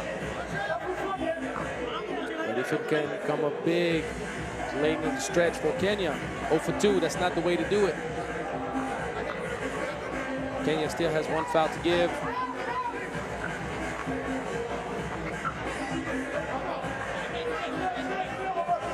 And after starting off hot, things are not looking too good for Ungbo.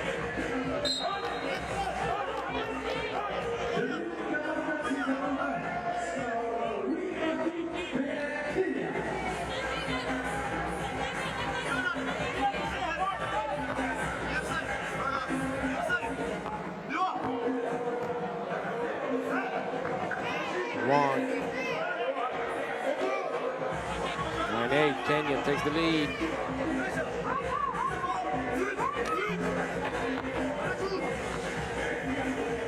That's a good shot. Got to take that one.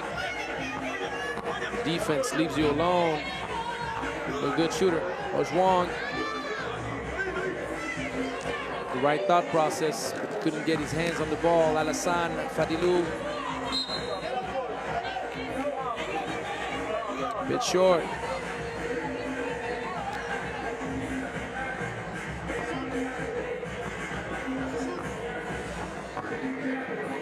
Good driving kick. Fadilou Alassane misses badly. Nice feet inside. The good hands. Alassane with the key steal right there.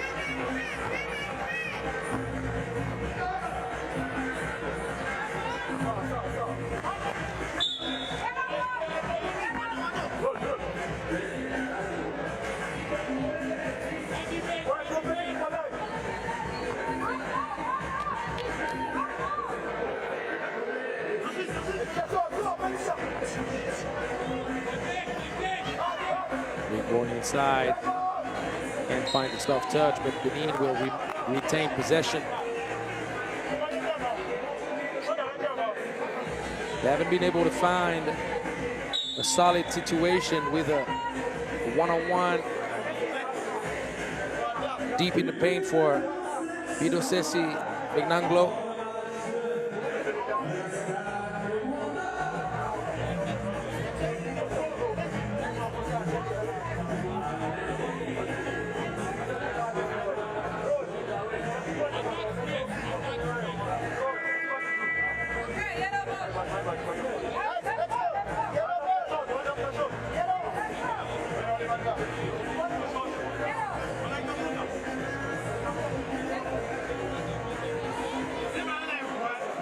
Low-scoring games mean low-scoring leaders.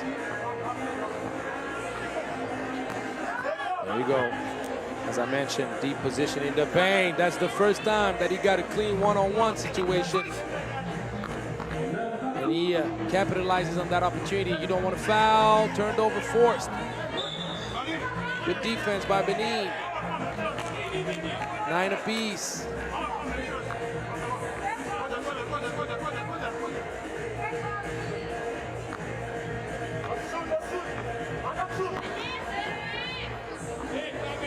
Fake. He misses the shot, takes his own miss.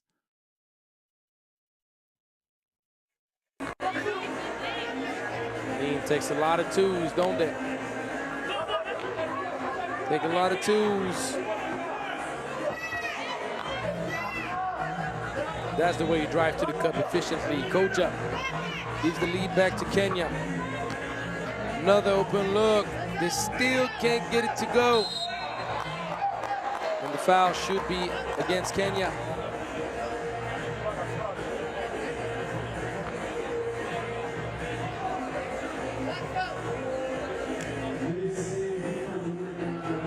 Sixteenth foul, no free throws.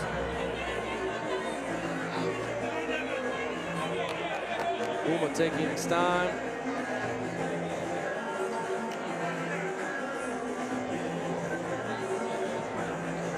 It's a nice move right there, using the glass, good fundamentals. Watch his drive, Koja.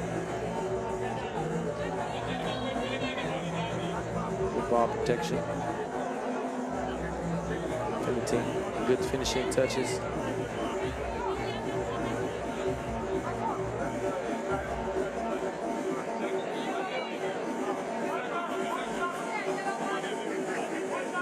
Benin with the ball, both teams in foul trouble.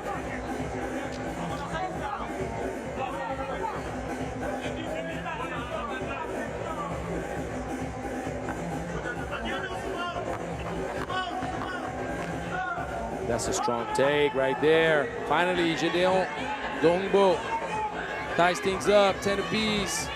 Ojwang with the great look, the beautiful pass, but the ball through, brimming out. Fadilu Alissan missing. Oh, it's gonna go down to the wire, isn't it now?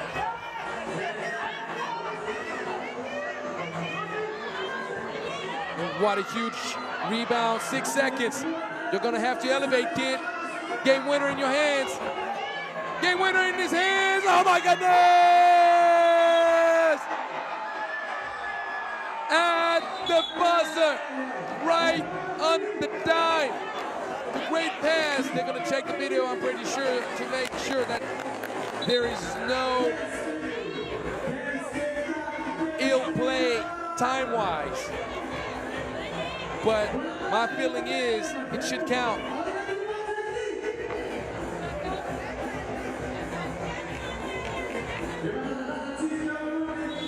Does it count or not? Is it fast enough or not? The basket counts. So Benin with the win. You gotta win some way, somehow. Dunking it out is a good way to do it. Kenya still in a good position to qualify. If Zambia wins, we'll have to bring out the calculators and see the points aggregate for all three teams and figure out who moves on and who doesn't. But if Benin wins against Zambia, Benin will finish top of the group, and Kenya, having beat Zambia, will move on to the quarterfinals. So we will find that. We will find that out in a little while. We check the schedule. Next game, as we're going to see Pool D action in the men's bracket unfold, and have everybody excited as Madagascar joins the party, matching up with Rwanda. This is a rematch of last year's final, by the way, and Rwanda has a revenge to take, as they got humiliated in the final. Madagascar put on a spectacular shooting performance last year. It was a one-way street. The final never was a final. It was a beatdown. It's as simple as that. But watch out now. I'm very curious to see what Madagascar has in store for us.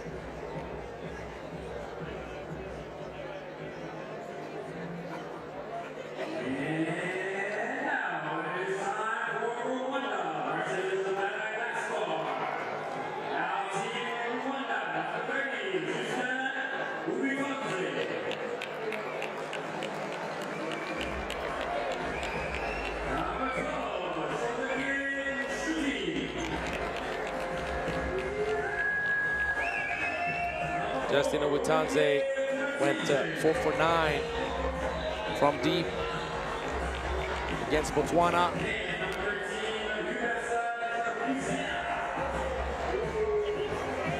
Rwanda finished top of the group with a win right now against Madagascar.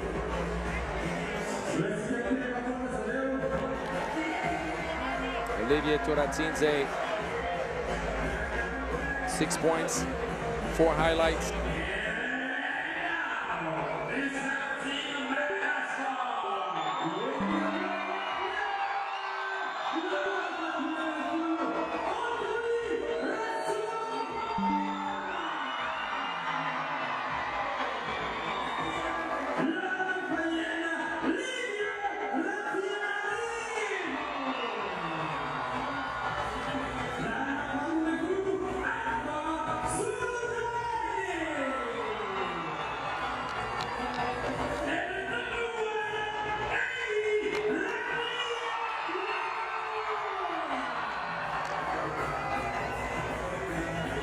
So,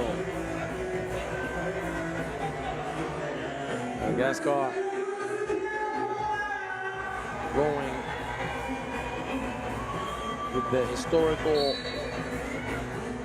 the OGs.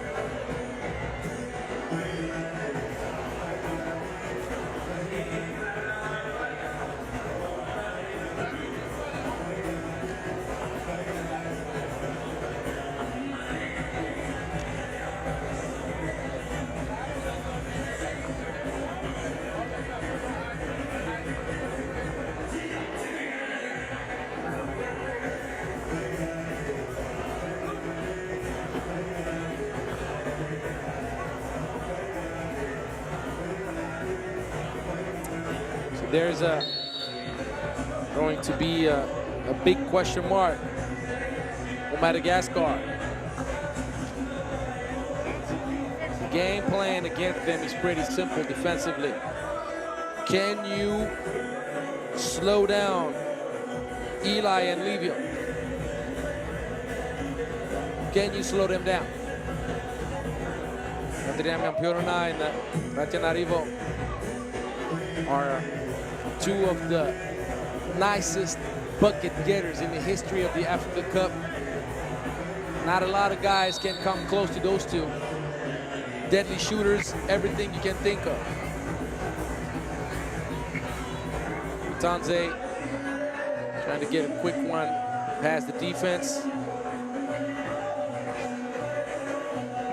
When I'm telling you that a few can do it as well as those two, Eli will show you why. But guess what? Rwanda came prepared this year. How prepared will you be defensively, though? Offensively, you got tools. Defensively, can you keep up?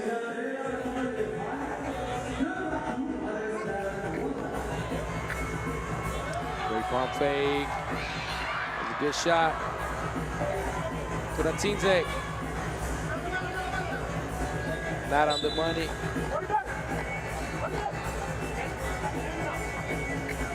So the big question mark is, can Solondreni and Rasolomanana help out offensively so that Madagascar does not depend on the sweet outside shooting of the two mentioned before?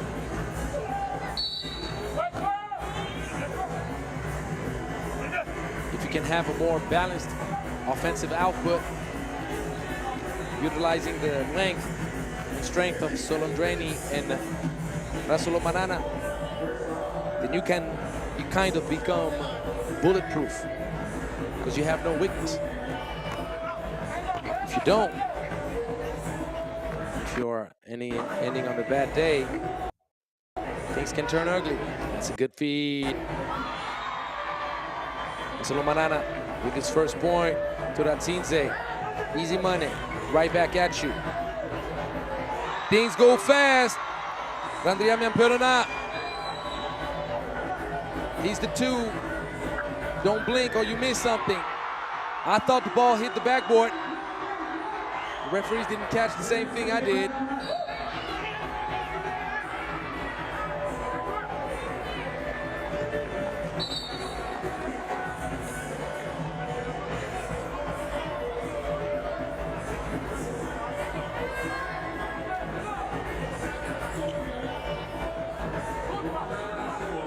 Referees are always right, no matter what.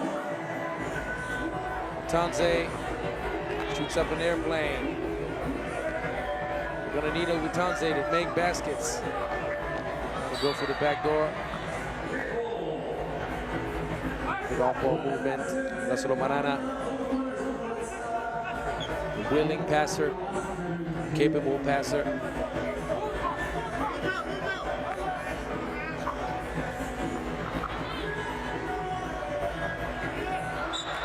Livio kind of forgot his luggage here. He was already looking forward to either trigger or drive that baseline.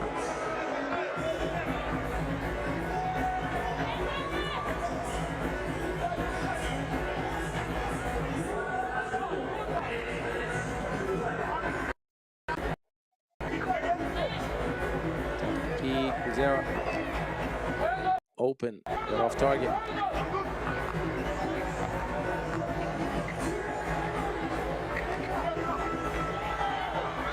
Benin. A little too long. It's a great pass. Livio had everybody worried. Feeds the big man, Solondreni, cutting to the basket. Uzera wide open once again, and this time around he knocks it down. 6-5.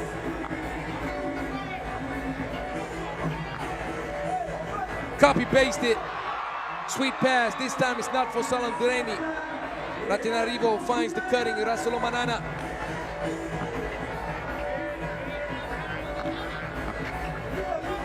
Well, I was telling you, do they have more balance? They are responding. They're answering my question. Balance they have for sure. Antananarivo with 3 straight assists.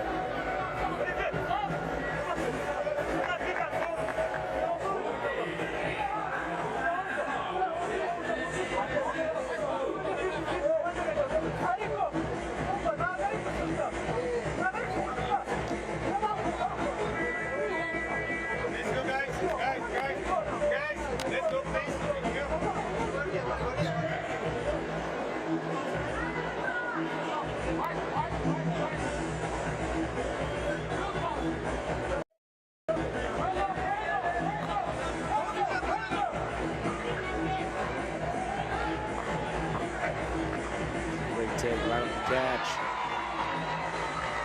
Antananarivo feeding it. Andrea Mampionona, 4-point lead. Kuratsinze all the way to the cup. Ball deflected. Wide open. Solondreni drains it. If Madagascar can count of such offensive power coming from everybody, I don't see who's going to come get them. I know Algeria is watching this game, paying close attention. It might be the #1 candidate. Tanze, sweet finish with the right hand.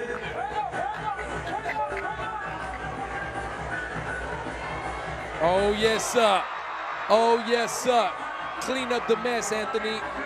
Rasolo Manana with the dunk. Kuratidze gives it up. This time around, they will count the basket.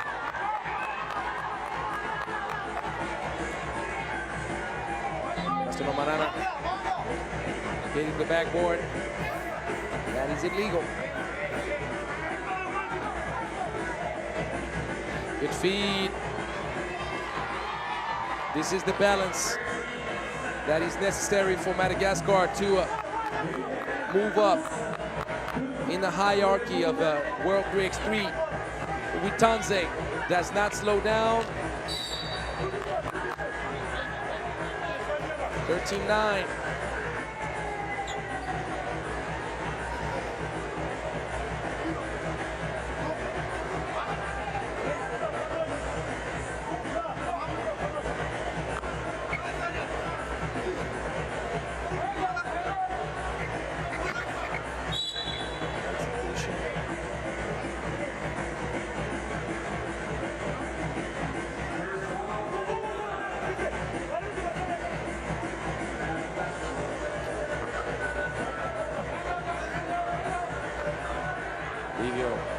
A little bit impatient here. Antananarivo has been feeding everybody. Kind of got hungry for himself. Tanze, ISO mode. Well, that is tough. Obviously not a good shot. Great defense by Solondreni. Solondreni, easy money. Livio Antananarivo will lead the competition in assists if he keeps up with the good work. Kuratsinze slicing through and finishing. Is that going to be an and 1? I'm not sure when the foul was whistled. Is it on the ground or is it in the movement of shooting? Apparently, it's on the movement of shooting, so that's an and 1. Madagascar looking smooth, calm, and impressive.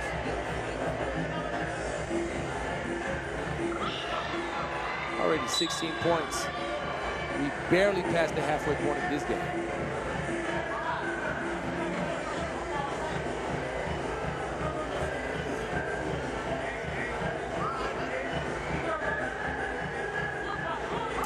Madagascar is on the quest of repeating and becoming the most decorated federation in 3x3 Africa Cup history. Egypt and Mali both have 2 gold medals. Madagascar only has 1. Nice, great pass. What you call a fast break in 3x3. Quizera feeding over Tanze, under the rim, on the money. Colondreni. That's going to be the second team foul against Madagascar.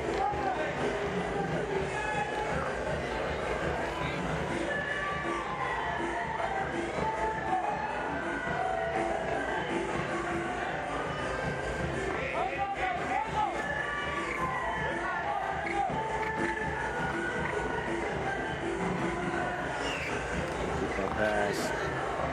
Martinez follows his own mess. Good extra pass.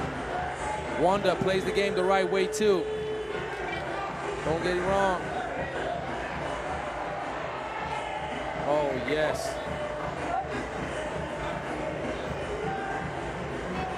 Rwanda does not shoot at such a high clip.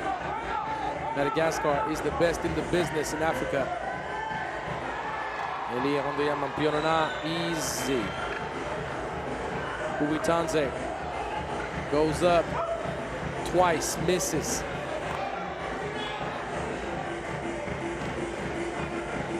Oh yeah, baby. Fake everybody out, get that easy lay. Toratinze with the steal, extra pass. Ubitanze gives it up for the dunk. 18-12. Don't stop playing. Rwanda still not out.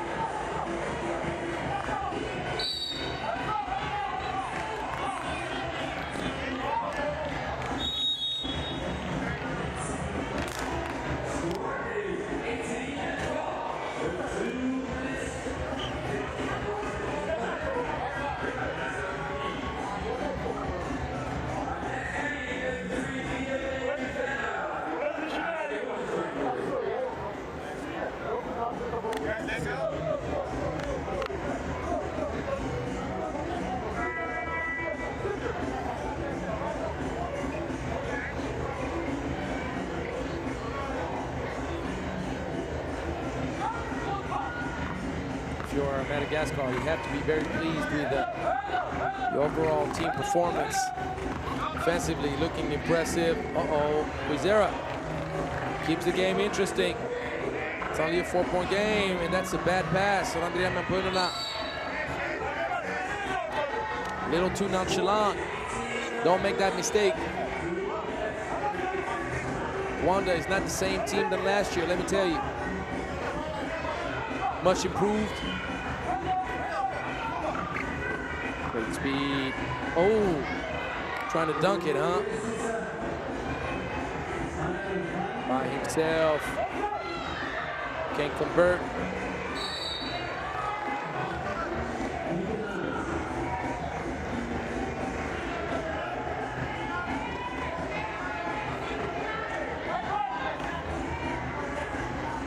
The man side.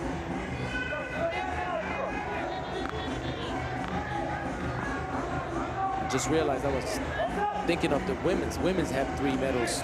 Madagascar is the most decorated federation on the men's side with 4 medals. No one has more, but nobody has 3. Egypt does have 2 gold medals.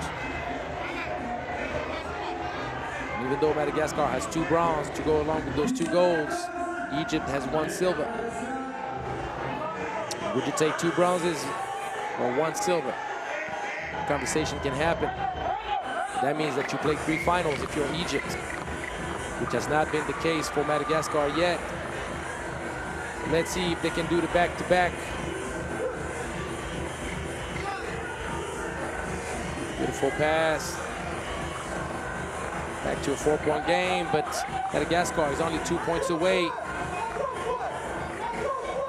Beautiful 2-man game. Executed to perfection with patience and composure.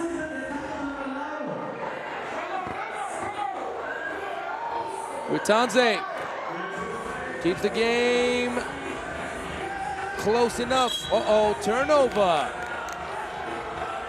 Andrea Mampionona.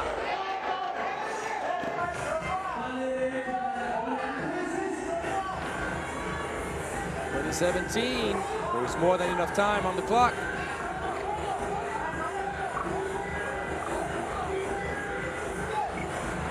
Witanze will drive, elevate, layup, 2-point game. Can Rwanda get another pair of stops? If 1 is not going to be enough, 2 could do the trick. And Elliot Londia Mampionana calls game. Rwanda with a strong effort. Rwanda in position to join the quarterfinal party, but. Botswana still has 1 game to play. And even though Madagascar looks impressive, still want to see what happens with Botswana.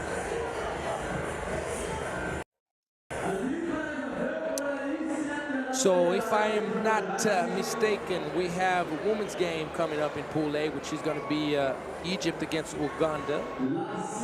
Let me check. Yes, correct. Egypt against Uganda.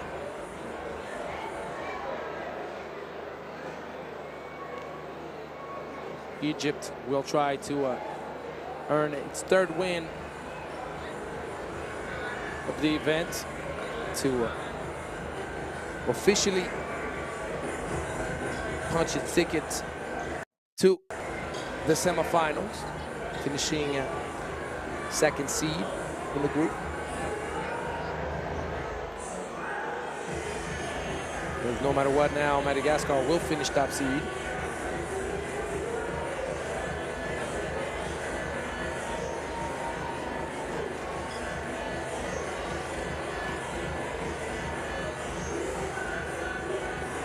Thank you for showing the standings. As you see, Tunisia is out of the competition already in the head-to-head matchup.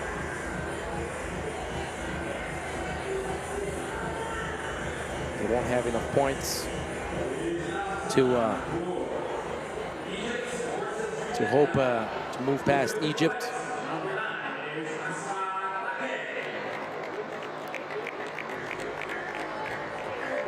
Uganda is winless right now. Uganda lost against the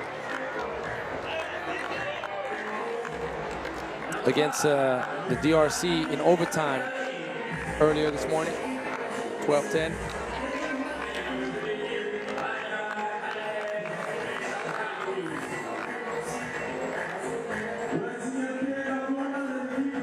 We have 2 more games in the women's action. Pool A, after Egypt, Uganda, the last game shall be Madagascar against the Democratic Republic of Congo.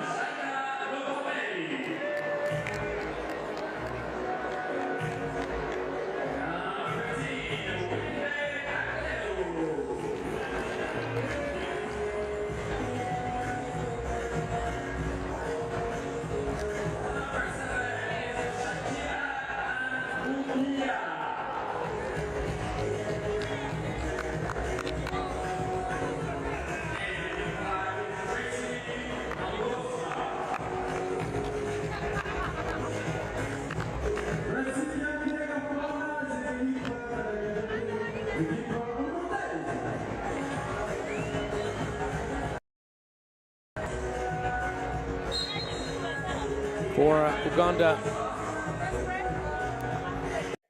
Tracy Namugosa is 8th in scoring, averaging over 7 points per game.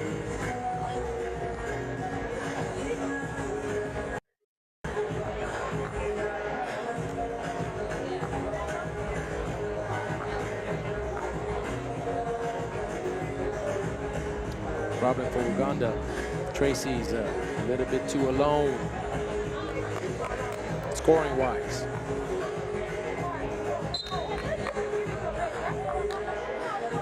For Egypt, is a lot more balanced. Radwa Sharif with 19 points, and Kurala Talata Delalim with 17, both averaging around 6 points per game.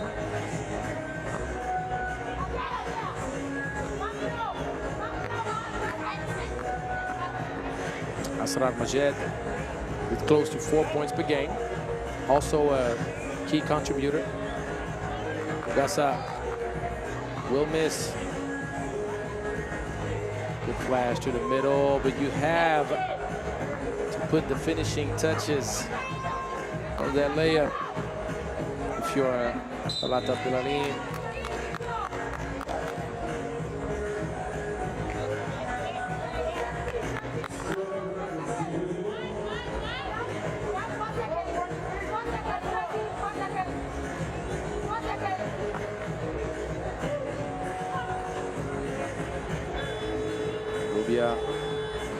Goes for the long two, long rebound, ends up in the hands of Namugosa.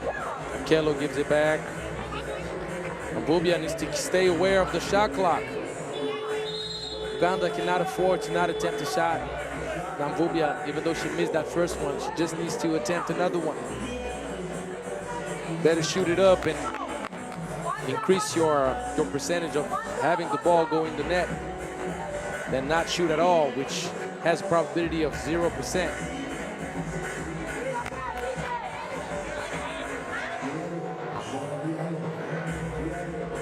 Finish inside. Malini puts Egypt on the scoreboard.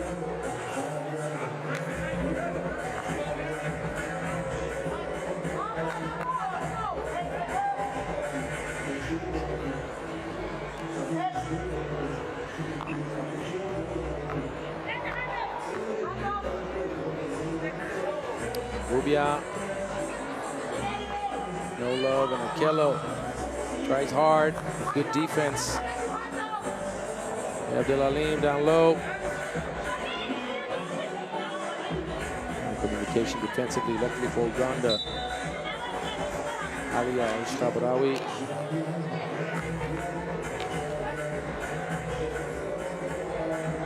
Shoots him. Air ball. Nice back door, but the ball does not go through.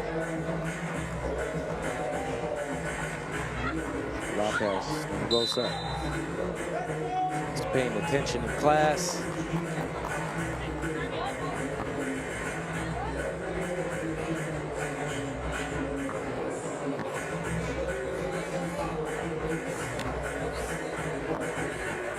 To having 24 teams in the event, 14 teams in the men's bracket and 10 teams in the women's bracket. By tomorrow, we'll cut that number in half. We'll have 4 teams in the women's bracket going straight into the semifinals. 8 teams in the men's bracket joining the knockout round.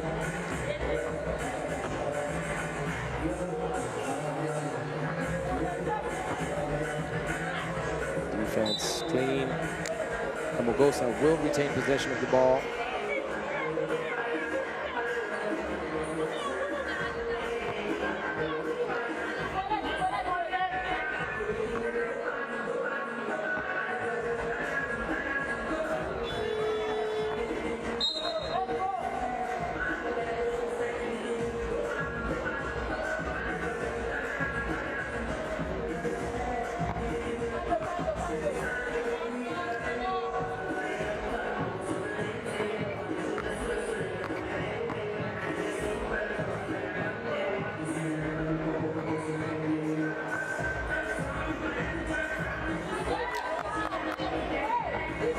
Majed.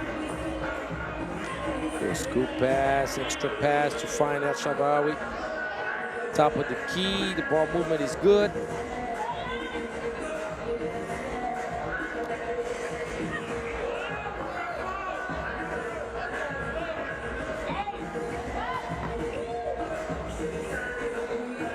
This time around, Alia El Shabrawi.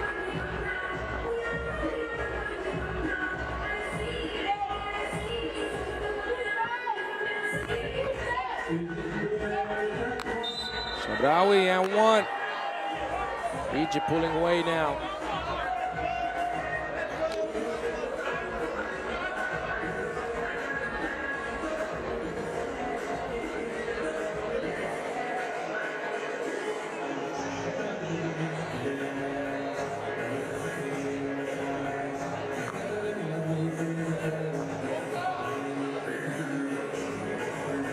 And this is the free throw.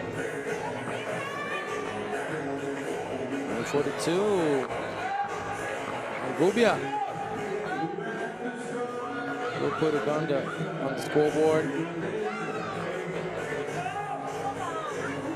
Shabrawi, opportunity to double down. Won't be successful, but how about this Mighty Mouse? Gets her own offensive rebound and scores.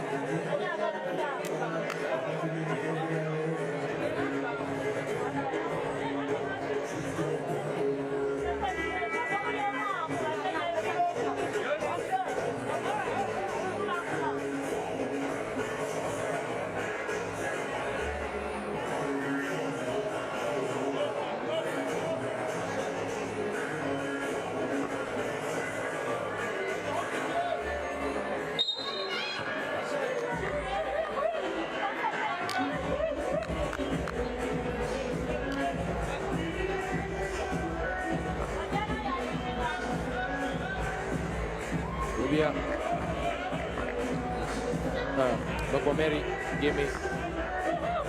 Taking down that free throw.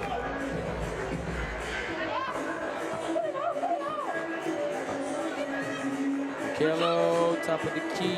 Ooh, that was an ugly miss right there. Had no chance going in. Triggering with 3 seconds left on the shot clock. Delalim off target. Namugosa goes around the world and finishes on the other side. Mismatch City, easy money, good feed for Radwa Sharif. There you go. Pace is looking a little bit better. Both teams now exchanging buckets.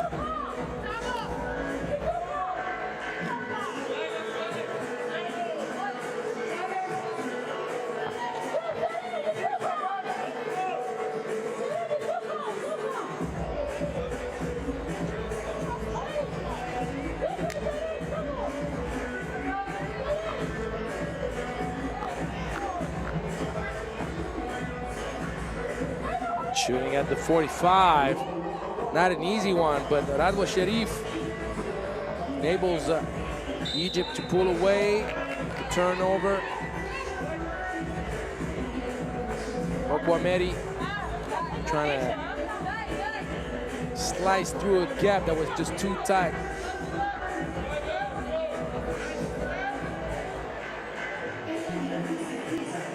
Gets it back to back, this time Majed. Go missed. Kello. Good idea.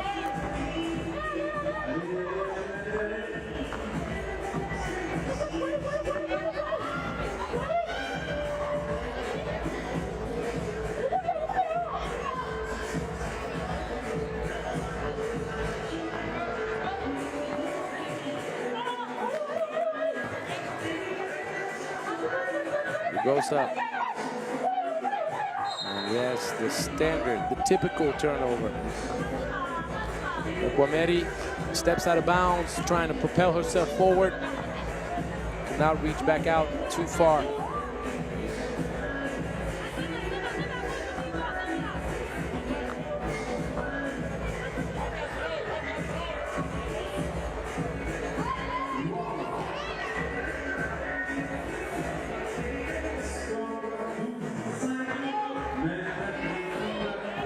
Selfish. And Bubia.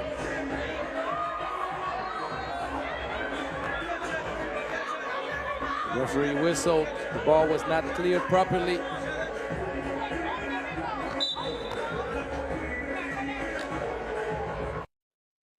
Ball clearing challenge.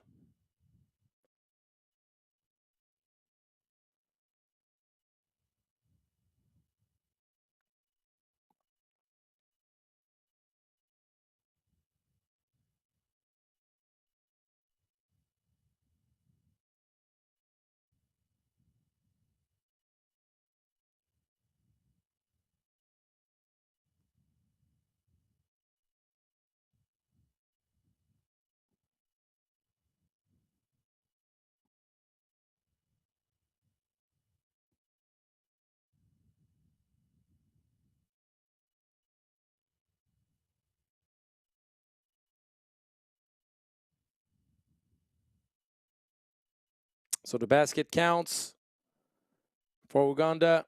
Challenge is won.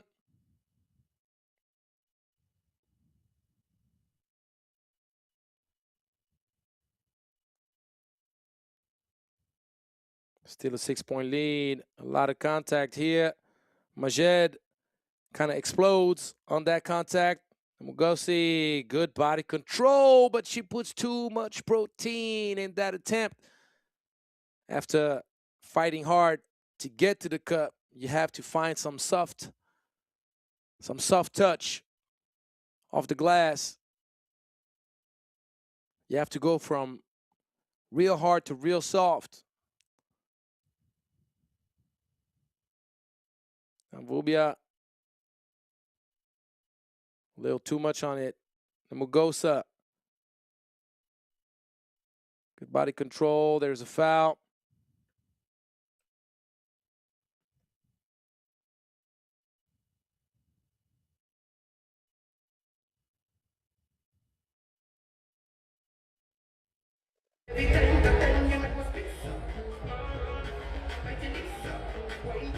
Defense, Guameri forcing unsuccessfully.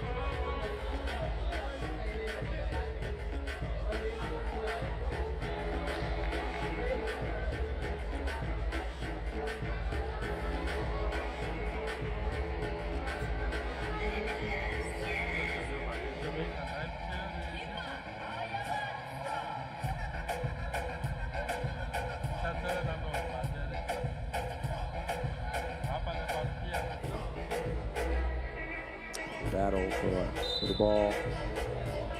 Guameri.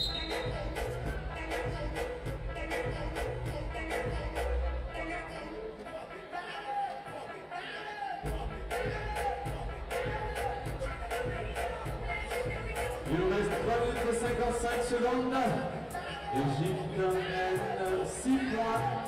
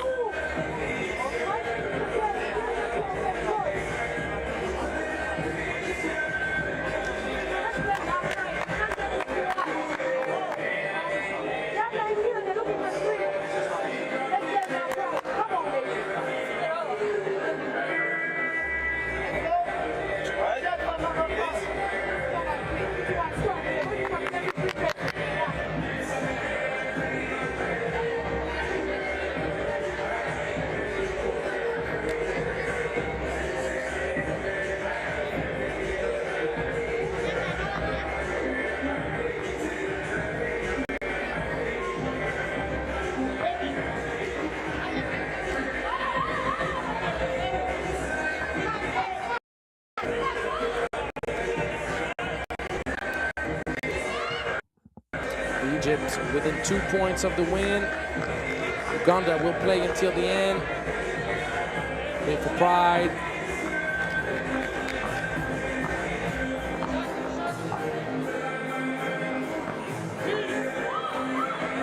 Goes finish.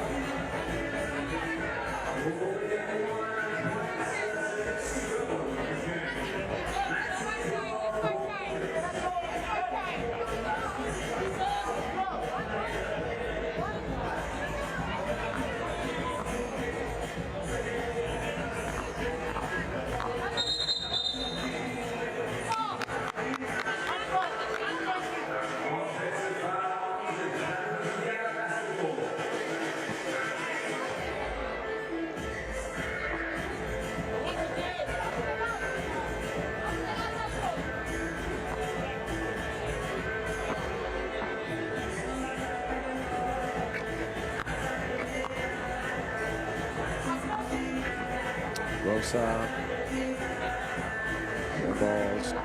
Rugosa could not find her way in this game. Chabraoui, the foul. 7th team foul against Uganda. 2 free throws coming up for Urala Abdulalim.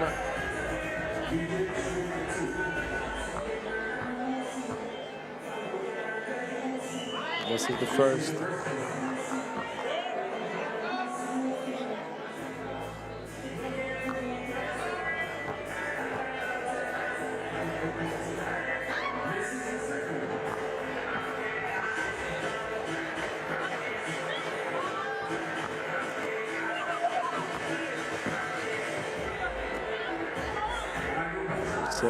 That's a good shot for the expiration of the 12-second shot clock. Oh, and it will count. Just for the pleasure of winning the game in 21 points before the buzzer, Radwa Sherif enables Egypt to win its 3rd game of the competition, finishing 2nd. Pool A.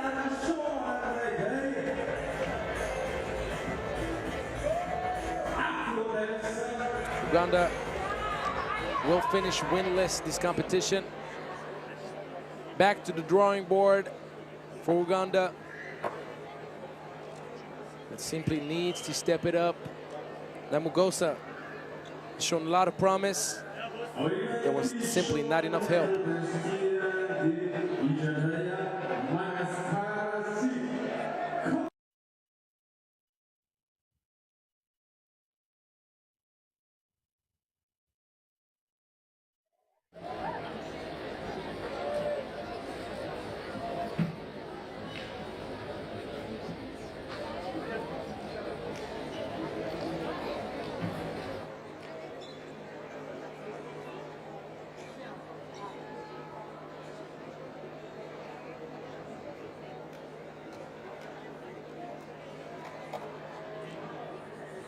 So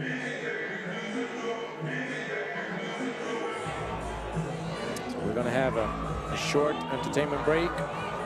And in less than 10 minutes, we'll be back for Madagascar against the Democratic Republic of the Congo in the last game of the women's bracket in pool play.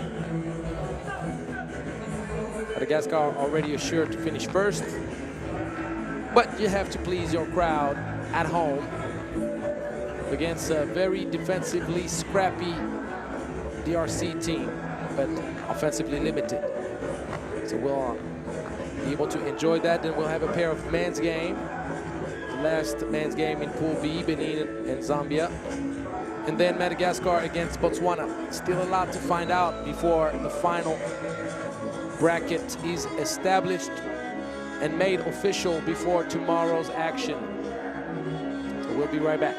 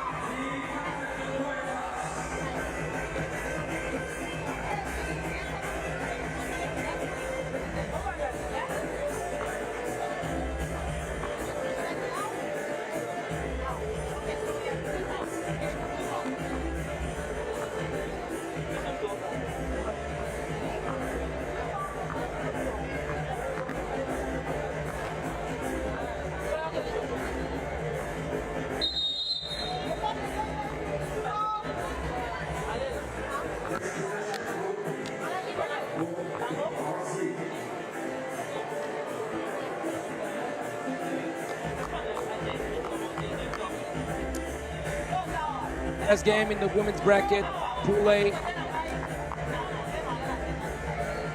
Last women's game, period, of pool action. Madagascar at home, willing to finish with a perfect 4-0 record.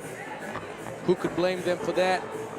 The DRC, with its hands full, will have to not only come up with its best defensive effort. Jaufera, first bucket, first shot attempt.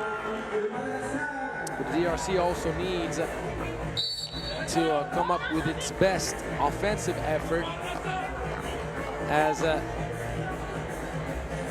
managed to beat Uganda in overtime 12-10 against the intensity and firepower of the reigning champs. Will not be enough, so you have to play not the perfect game, but close to it.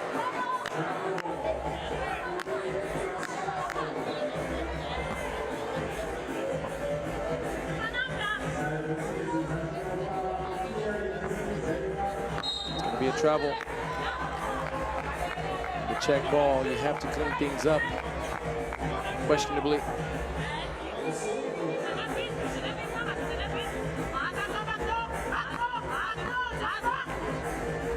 The extra pass, wide open. She decides to drive for another pass. 6 seconds still, making it look easy.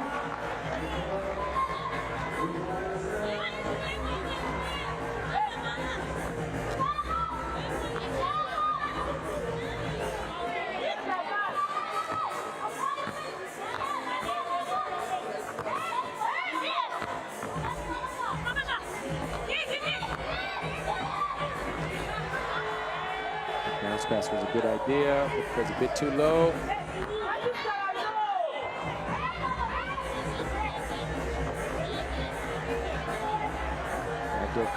Good pass, couldn't gather herself.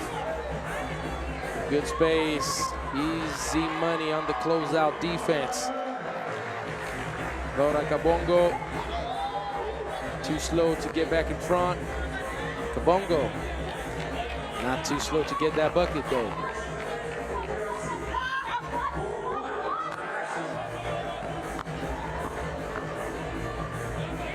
It's a one. Still feel that the ball movement for Madagascar could get better at times. Malagasys are not even giving us their best basketball yet. Can they come up with that best basketball for tomorrow? With a chance to go back-to-back.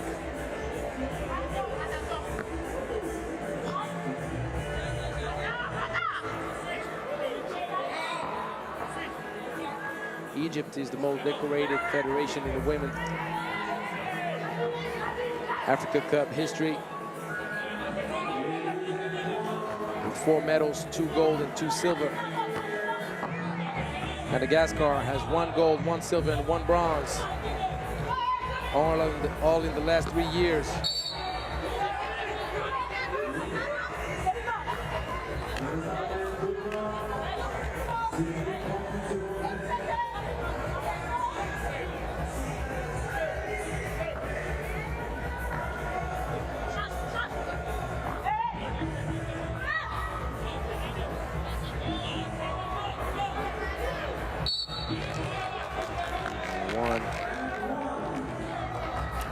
The DRC has a history of medals, at least 1 medal on the women's side.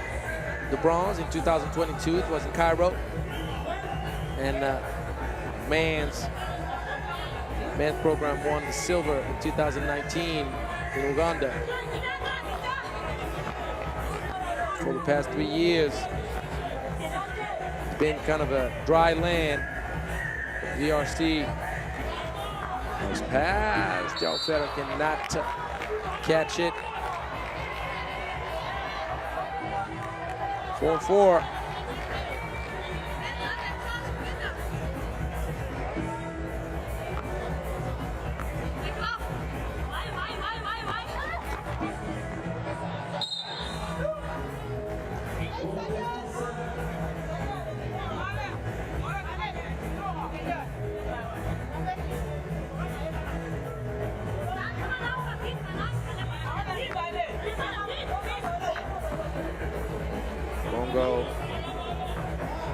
too long to feed inside.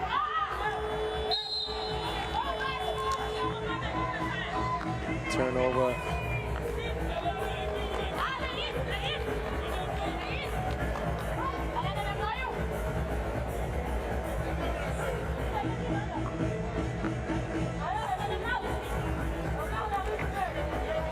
Backdoor cut. Alfera couldn't find the English of the glass. Fit inside, and the DRC takes the lead after more than 3 minutes. Wide open look in the corner, off target. Good job, very good job. DRC playing good basketball. Jaufera once again will try to show her teammates the way. She came up big late in the stretch against Tunisia. Big buckets. Great composure.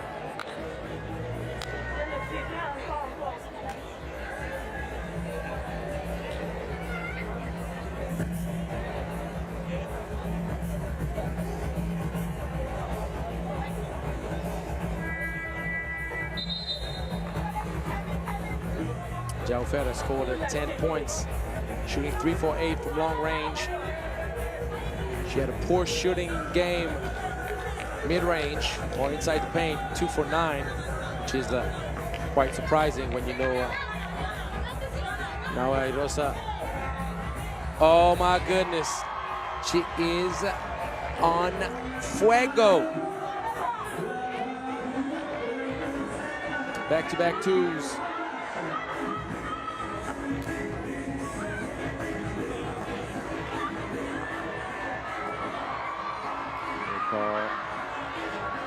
And a lot of hustle. These are those type of situations where you see that there's still not that chemistry yet offensively with this new look squad. 2 new faces to join Jaufera and Andrea Majairina.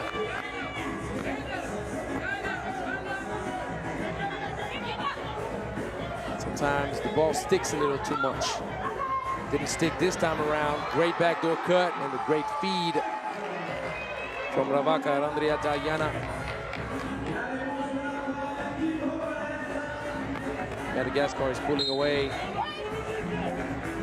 slowly but surely.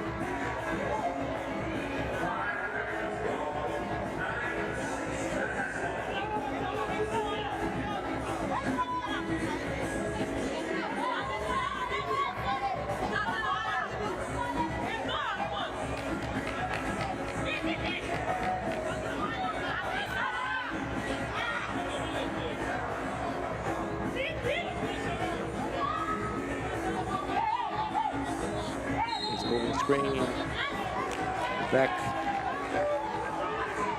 Maimona a little bit too rough from behind.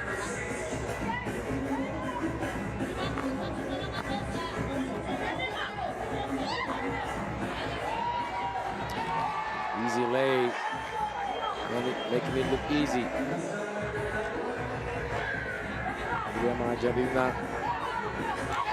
4-point lead, wide open after the steal. Off target a little bit.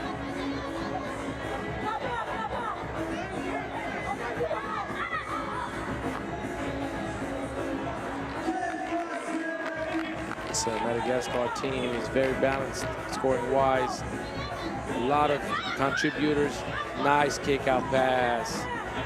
Back to you. You had 2 choices. The extra pass to the left from Jaufera or the little mid-range shot. Both were really good options. Good feed. Good pass. Maimona gets the bucket. There's a lot of contact in the back. I'm sorry, but this is a foul, guys. I mean, come on.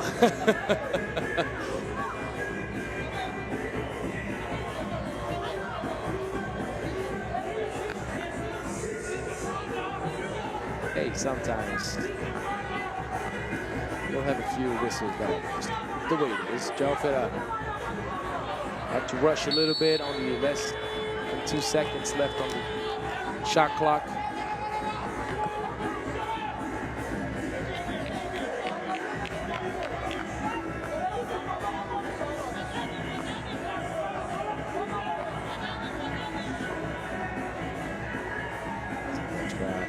Cover. João Ferreira did not box out. João Ferreira, she is deadly. The shooter gives a 4-point lead back to Madagascar, but you got to give major props. DRC.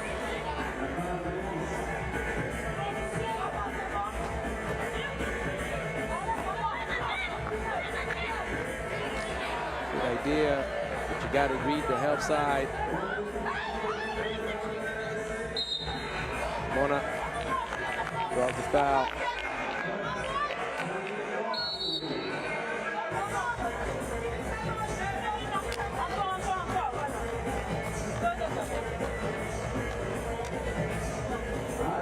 Second TV timeout. I'm pretty sure Madagascar did not expect to be challenged that much at the DRC.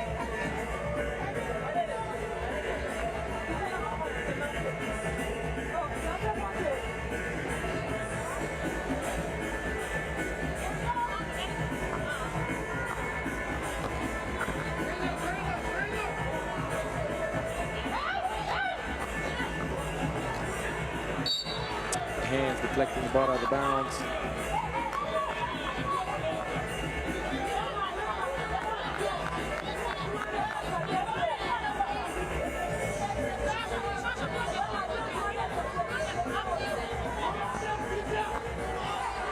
Lady action could have been executed much better with the pass leading Maimona to the basket, not pass backward, resulting in turnover. 5-point lead. We're getting closer to seeing Madagascar clean up the plate and finish with a perfect 4-0 record.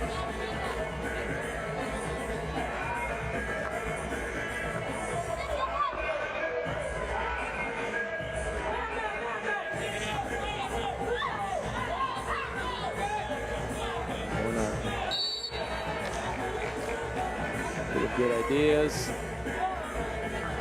had the size advantage. Turnaround hook shot. Did not have enough of a soft touch. Lunga Kabongo. It's too much on it. João Ferreira kicks it out. Good extra pass. Right before the expiration of the 12 seconds, another one. Good ball pressure. Shoot it up,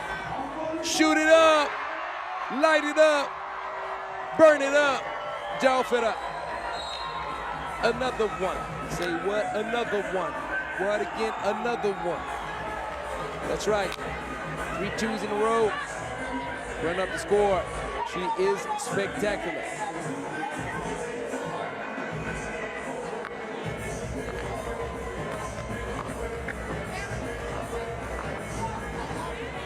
Steal. Stolen right back. Good pass fake right here. Beleza knocks down the 2, and DRC keeps on competing. Doing a good job. Good mid-range. Andrea Tayana brings Madagascar within 3 now. For a 21-point win.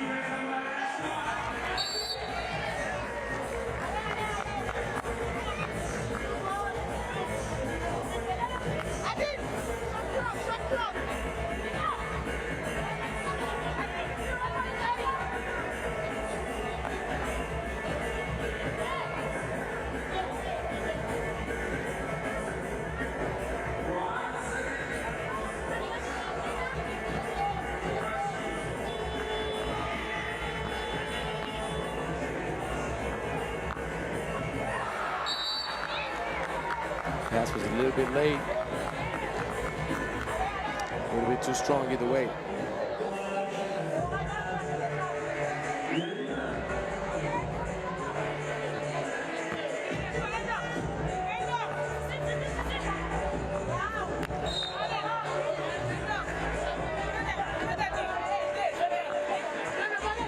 It's going to be quite an interesting matchup against Kenya. Kenya is tall, strong in the paint. Madagascar is going to have to speed things up. Good shot. Beleza backs it down. Speed right here. Antananarivo.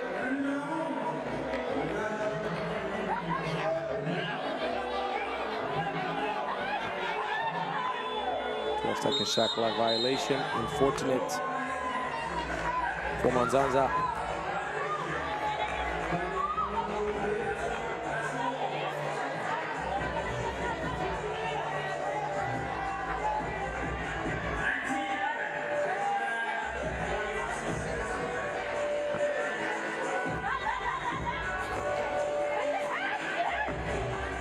Game, Jalfera off target.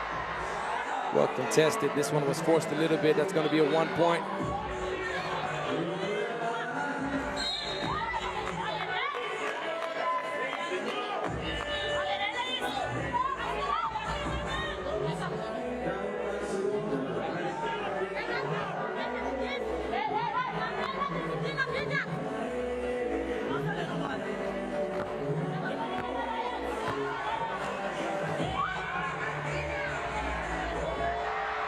Two, the ball rims out. That's a nice shot. Lunga Kabongo enables the DRC to beat out its best scoring performance of the tournament. Long range, why not? Why not? 21-13. Antananarivo caps off perfect 4-0 record with this long-range swisher. DRC competed until the end, did not finish the competition winless, gave the defending champs a run for its money, but Madagascar is simply better.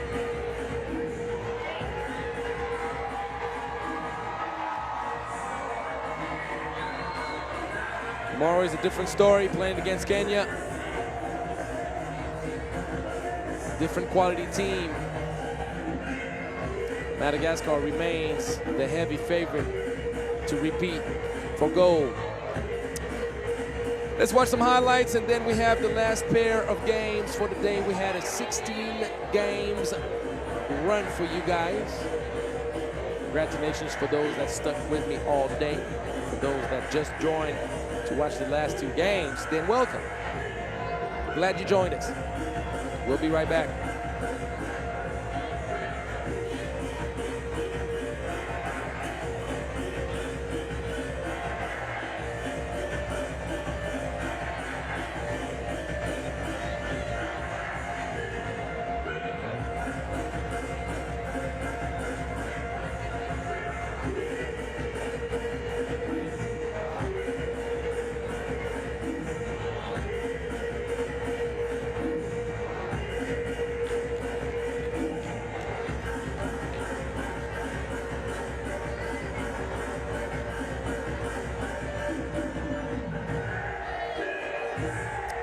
Final standings, Madagascar and Egypt will go to the semifinals. Tunisia, a lot of potential. They keep building, we'll see them again.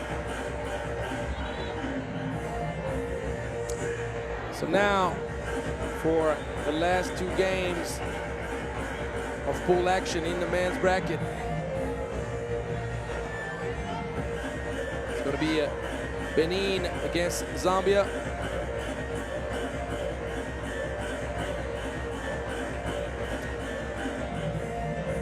Benin can finish top of the group with a win against Zambia, and Zambia can just reshuffle all the cards.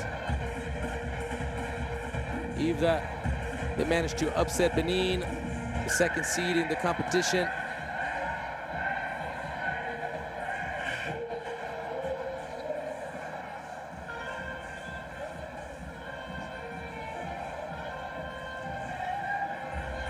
Nigeria is the first seed. A reminder, Madagascar the fourth seed. So who you got? Benin and Kenya did not play a very spectacular game. We all saw that. Low scoring, a lot of mistakes. Benin ended up winning on a very clutch and strong dunk from Bidosesi Menyanglo that you're seeing right here. That boy is strong, that boy is strong.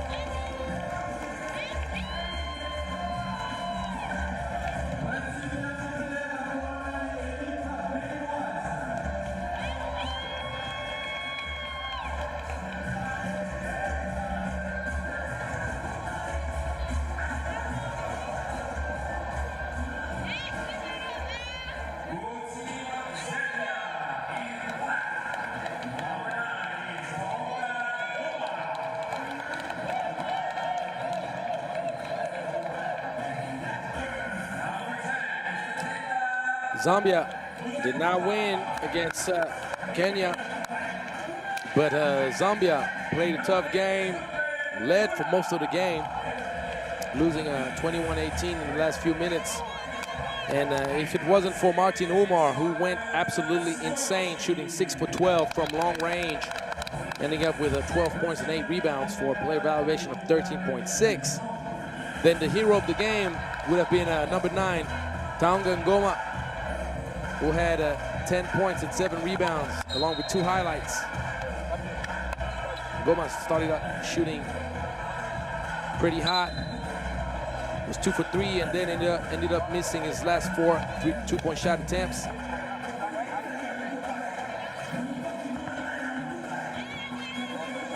Simioti also had a strong showing, shooting 2 for 6 from long range. Zambia is capable, and they're matched up with a team that is built in a more similar way than they are.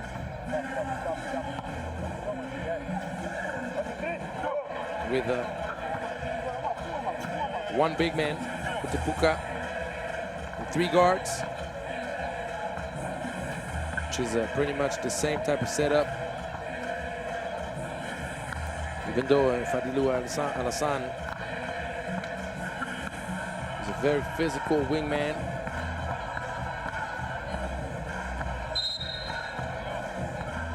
.6'4".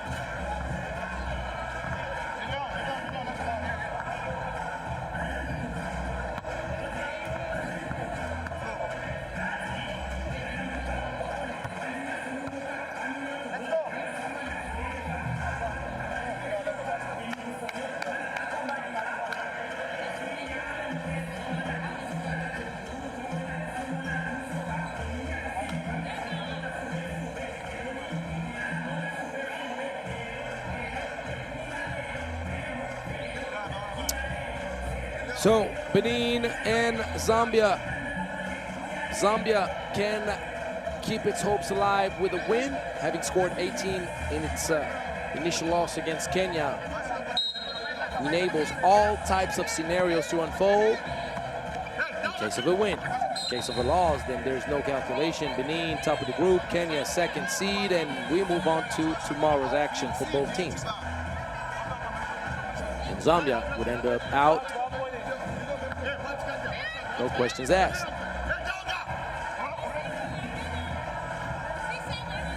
one thing that we have to take from this game between Benin and Kenya is, as we see Humbo with the first bucket for Team Benin. The big take for Benin against Kenya is the 2 for 19 shooting twos. Let me repeat, 2 for 19. That is much better. Keep it in the paint a little bit, or try to alternate as much as possible, and that's how Benin will give itself a chance to finish top of the group. Nice pass, but he was not well positioned. Goma, too eager to score. The great body control, that's gonna end up being an N1. Humbo. Great body control.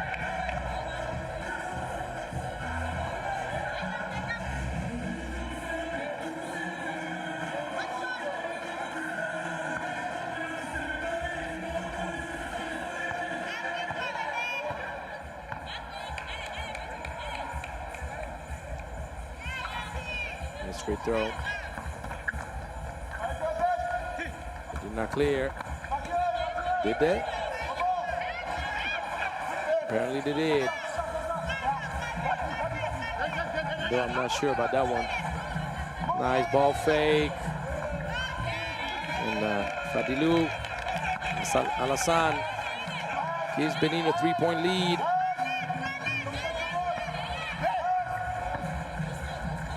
Good footwork, good balance, but you gotta finish what you start down low.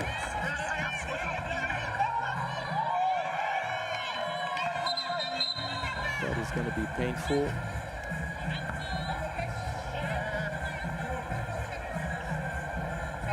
Tepuka made sure that nothing's wrong, got up, and he moved on.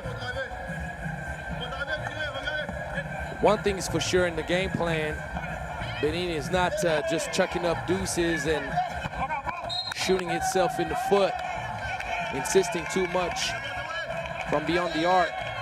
They're attacking the rim with purpose. The drive to the cup. They're more successful right now. Leading by 4. Trust me, I'm not against shooting twos. I'm a shooter, always been and always will be. But you have to pick your moments. Big boy. Big offensive rebound. Zambia is in trouble now, let me tell you. Better figure it out quick. Because Benin is going to run away with this game without asking for anything else. Mismatch city down low. You cannot guard me, Mr. Simeote. Simeote says, well, that might be true, but if you're coming for me, I'm coming for you. Simeote using up speed to not only draw the foul, but finish through contact.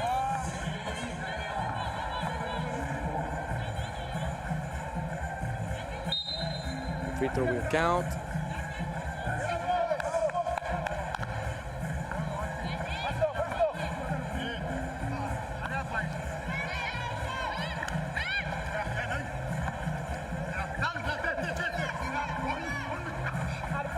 Long pass, smart play. Benin identified the mismatches.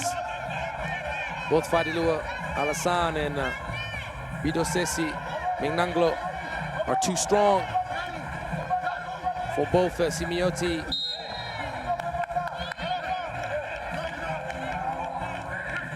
Omvula.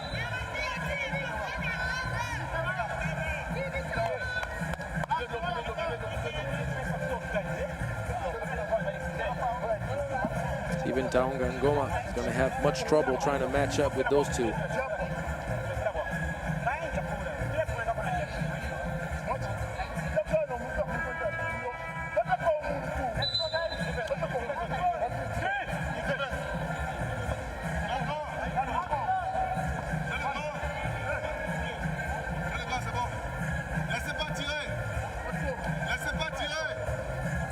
if you understand French, but Mungbo is talking about don't let them shoot. Don't let them shoot. That would be the right thought process against Zambia, and Mungbo aggressive, on a mission. Driving to the cup once again. Mungbo short. Steps out of bounds with his heel.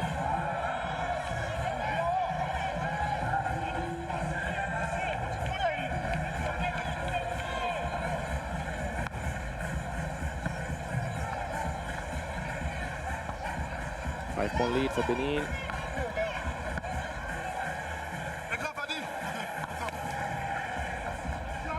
Nice take. Goma.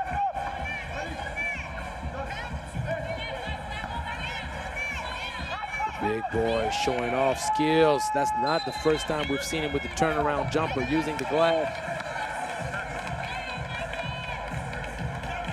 These are key fundamentals for a big man. You want to overpower when it's time to do so, but you also want to show soft touch. Ooh-wee. Goma. With the two, but if you cannot contain the drive from Dohungbo. Ooh, great handles. And the extra pass right before the expiration of the 12 seconds. Goma shows why Zambia is close to taking down Kenya, and Benin is not safe by any means. Not safe at all. You heard Del Piero Hungbo saying, don't let them shoot. You know what happens with shooters. They keep hunting. And they eventually find it. We've seen it with Jaufera on the women's side for Madagascar. Games can be close. The moment that Jaufera hit 3 straight twos, she blew up the score in favor of Madagascar, and Malagasi's never looked back.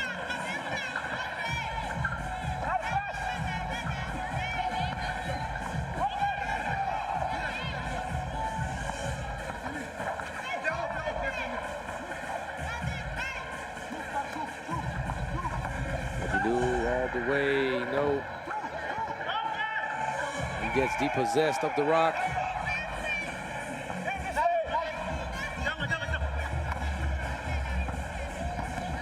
Good two-man game and dunk. Zambia plays good with Tipuka. Finishing strong.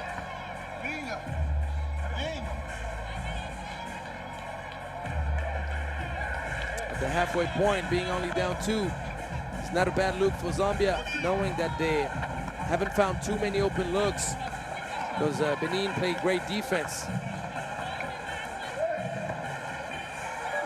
Tipuka cannot finish.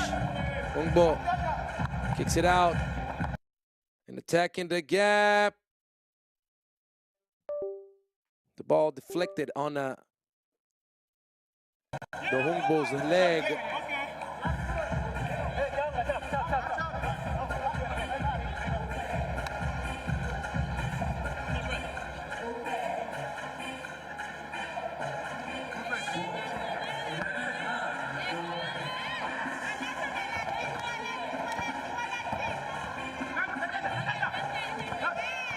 Oh, beautiful move. Simioti, many options. Eventually found his way all the way down to the cup, and this is a one-point game. That's going to be a shooting foul. Simioti. Smart play. Saw his opponent on the ground. Cannot afford to show mercy. Go right to the cup.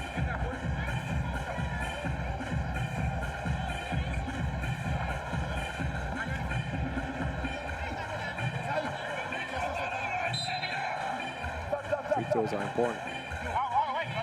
All these little details add up in the end.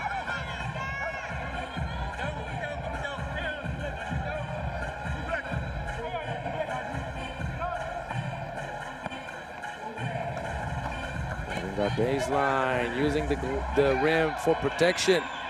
Always a good idea. If you want to feed the mismatch in the paint, Fadilou, you got to throw it high. The and one.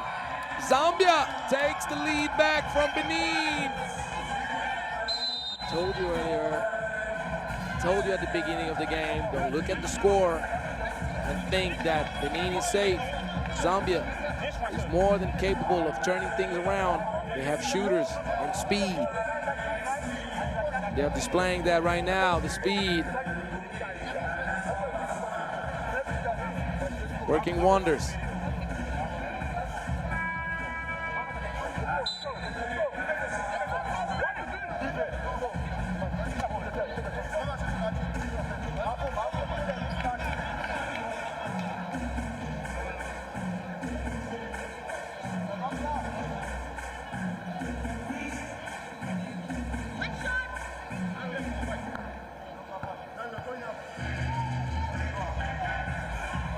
Free throw, Simioti. Coming up big for Zambia. That's gonna be a turnover. Benin needs to watch out. I'm gonna have to start bringing out my calculator.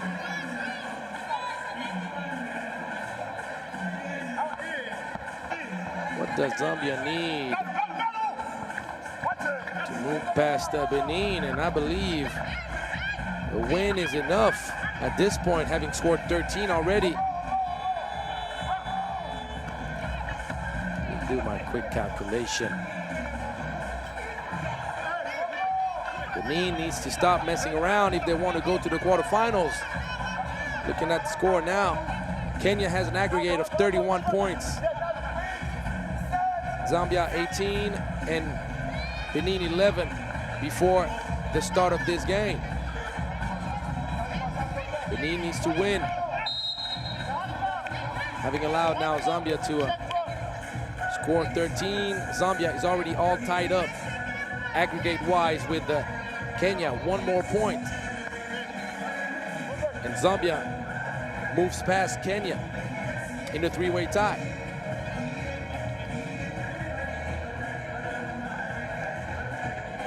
Which means that Benin would need to score 20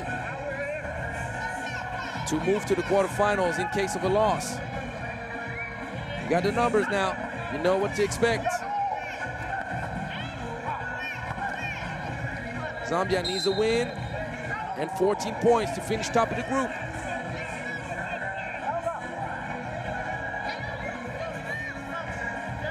Meaning that no matter what happens, for Benin to finish top of the group, they need to win. If they don't win, at this point, if this free throw goes in, which is the case, Zambia now, with a win, will finish top of the group.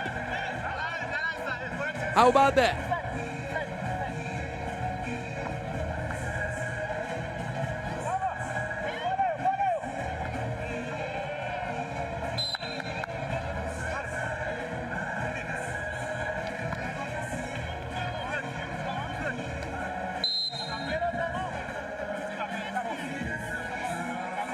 Timeout requested by Benin.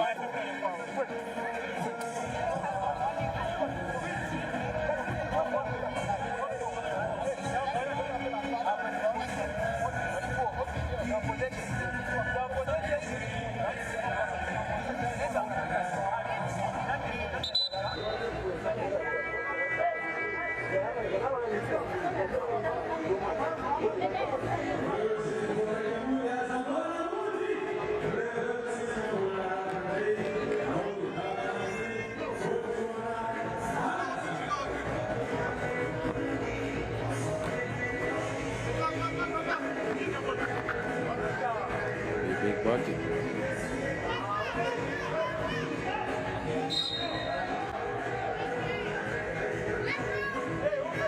Getting back to Benin.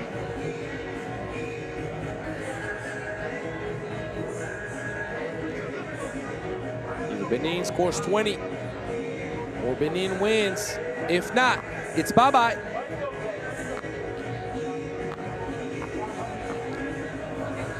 Great handoff fake, or fake handoff. In the order you prefer. It's gonna be a 1-point game. Don't get caught helping too deep. Great defense. Benin with the defensive stop that gives them hope to not only tie, but potentially take control back. Benin cannot afford to foul any longer, though. The bonus could confirm itself to be deadly.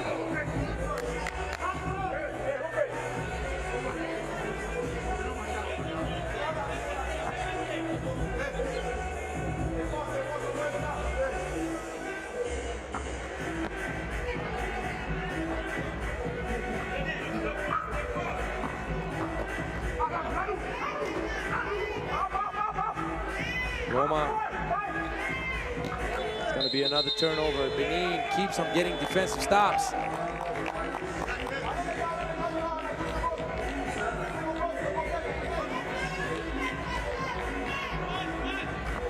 Alassane runs it off. Two-man game. He's left wide open. No. Thought he was going to go to the rim. He's done it so successfully since the beginning of the game. Goma gives Zambia a 2-point lead again. And great basketball IQ play right there. Fadilou with the little volleyball tip pass. That's the 17th foul against Benin.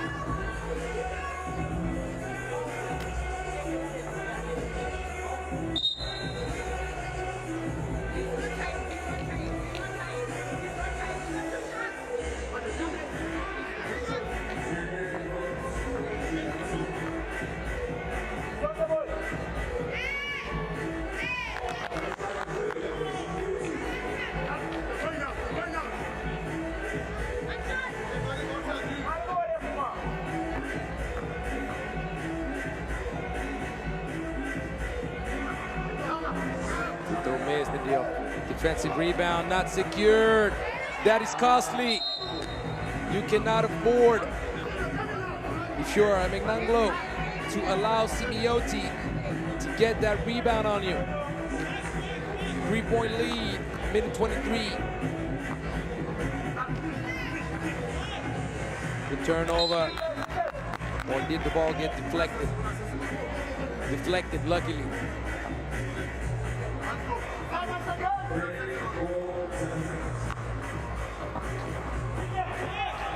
That pass inside.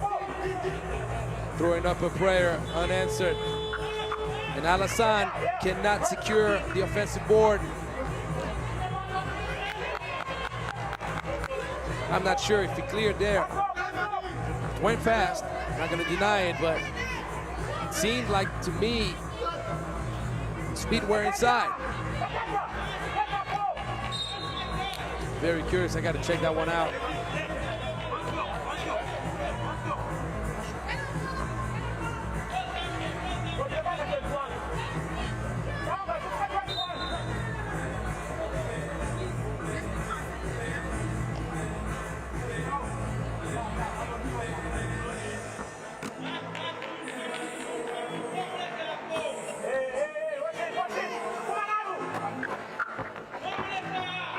No, he did not clear it. I just checked it. That's unfortunate for Benin. Referees didn't catch it. That's the way it is. Sometimes it happens. You do have the human error factor when you play high-level athletics. And that's part of the game. You have to move on from those plays. I also believe that the game was not decided there. The game was decided elsewhere. Missed assignments, boxing out, poor shot selection, and the defensive stops that needed to be made. Zambia on its way to write history right here.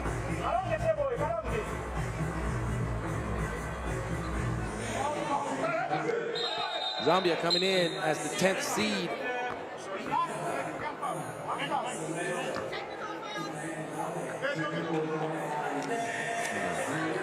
Foul. Middle game.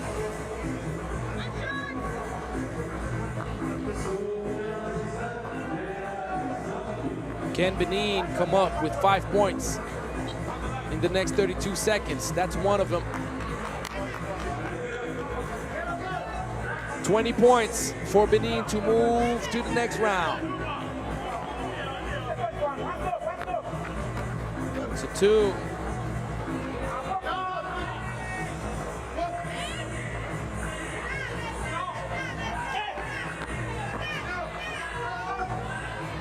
It's not gonna work out.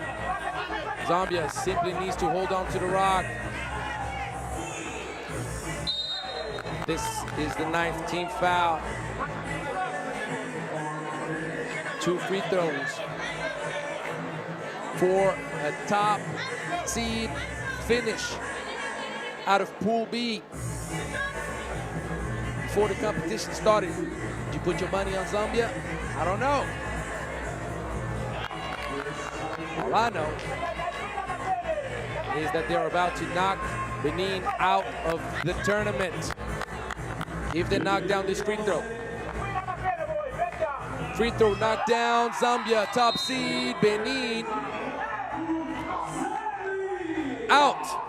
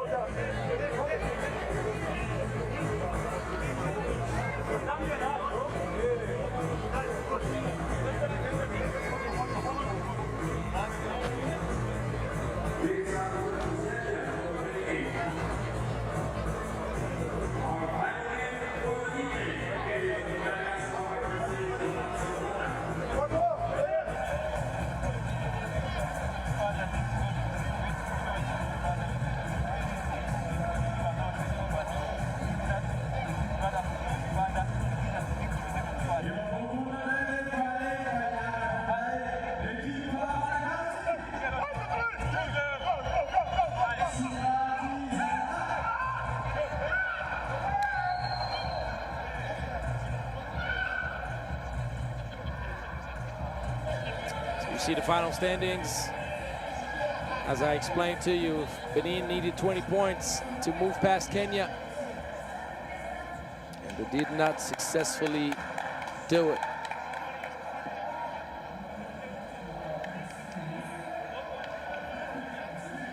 So we're gonna have the last game of pool action, and this game has a lot of value, by the way.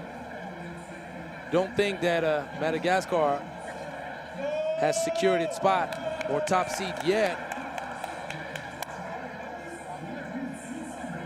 This is kind of like the same configuration. You're looking at a potential 3-way tie if Botswana finds the way to upset the 4th-seeded Madagascar. That is, I remind you, the defending gold medalist.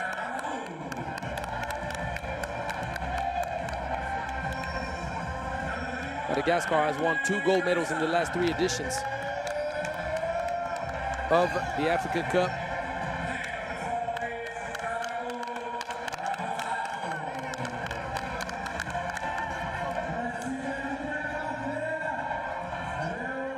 And Botswana has shown a lot of promise. Tough battle against Rwanda, 22-17.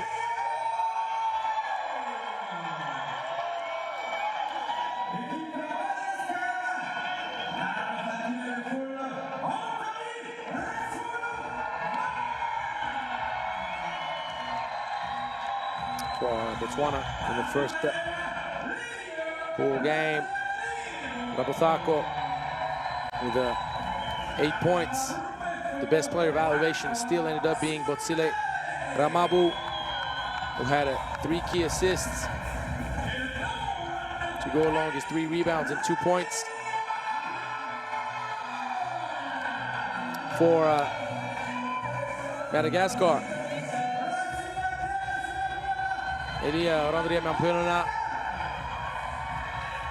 an insane player evaluation of 16.5. He had 10 points, 5 rebounds, 7 highlights, 3 key assists. Shot 100% from inside the arc, 1 for 2 from long range, 1 for 1 from the free throw line. He did have 3 turnovers. But you also have to give a lot of credit to Livio Antananarivo, who did not force anything. He did shoot 0 for 5 from long range, but he had 4 key assists, which is not unnoticed.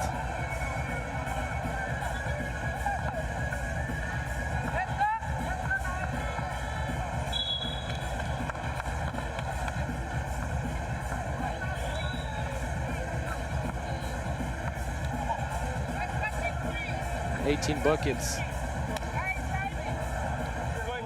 Madagascar had 8 key assists, which is quite a nice ratio. And also the key factor, Antananarivo only scored 1 point, which is not common. Both Solandreni and Rasolo Manana had 5, meaning that half the points came from the 2 big guys. This is major for Madagascar. If they can't sustain having those type of performances where they have great balance between their dynamic duo of guards, great backdoor cut. Same play. Oh my goodness! Duncan all over Antananarivo. Everybody, crowd included, take that from Badisan. How about that? So I'm gonna have to bring out my calculator once again, because in case of a Botswana win, you gotta think about different scenarios. Obviously, if Madagascar wins, I'm not gonna talk about any of that. Perfect 2-0 record will be the doom for Botswana.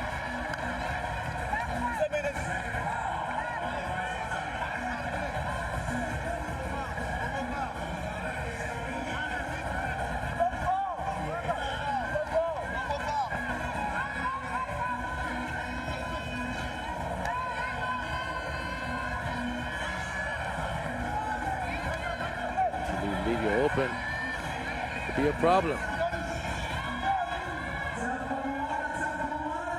Take handoff, steps back, ball rims out. Badisong asks for forgiveness, backdoor cut.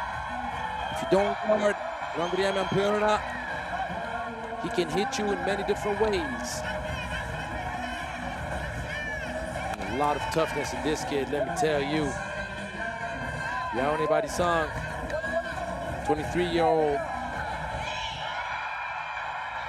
The coverage defensively, you cannot forget about Livio Antananarivo, one of the best in the business. But Botswana responds right back with a dunk. Botswana showing a lot of promise. I tell you what, I like this team a lot. I like what I've seen in the qualifying draw. I like what I've seen so far against Rwanda and now against Madagascar. The ball moves around. There's a lot of unselfishness. And if you don't like Botsile Ramabu's game, then you don't like basketball. Let me just put it that way. Really playing it a little bit too easy, maybe.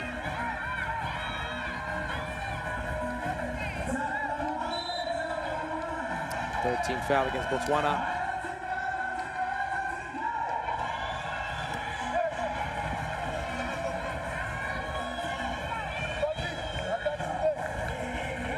Ramabu's game, telling you, I'm comparing him to Lamar Odom for a reason, man. Blank feet, left-handed, athletic, can shoot, can pass, can rebound and guard. Nothing not to like about this kid. He's only 24 years old. Doesn't hurt.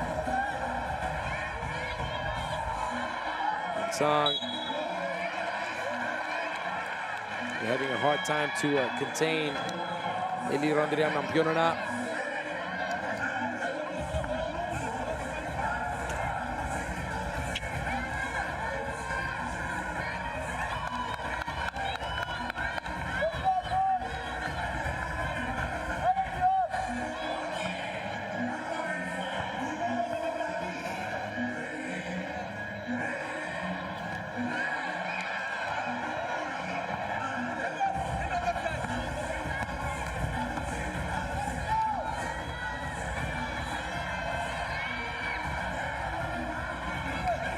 Wide open look. Everybody getting up. Everybody expecting this result. Antananarivo, easy money.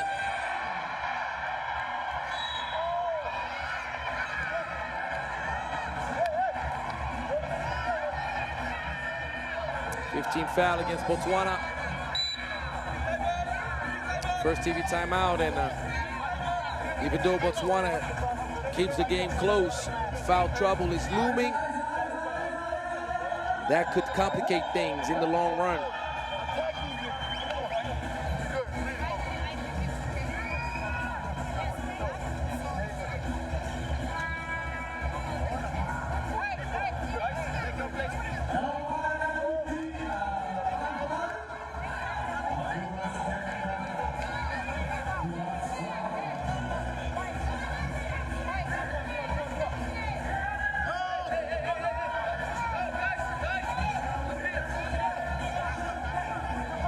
There's a mismatch right there in the paint already. Badisong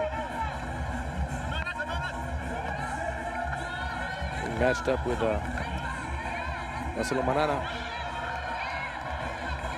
Great hustle, the save. There's a foul. Antananarivo was not going to allow Abasako to go free to the cup. Oh man, great speed, but he cannot put the finishing touches. Badisong, great hands.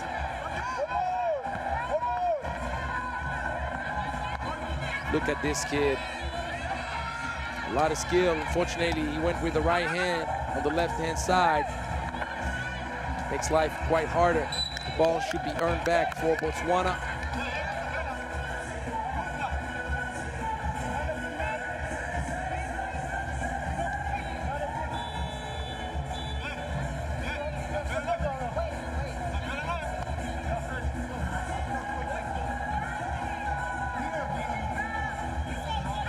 Apparently, Badisong is the one that deflected it last.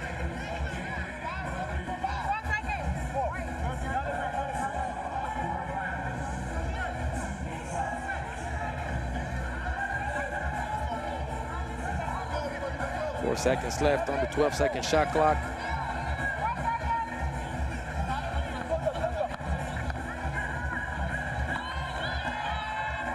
Good defense by Badisong. There's a lot of contact. The N1. Botswana is not going anywhere. Botswana, who has been seen to miss out on a few easy opportunities from up close earlier on in this competition. He's doing a good job, even though he misses this free throw, unluckily for Botswana.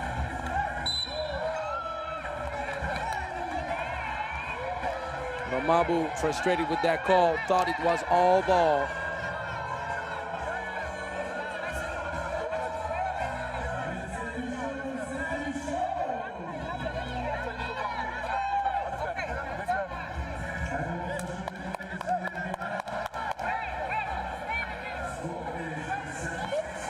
Foul trouble now, looming over the hit. That's a moving screen. Solondreni.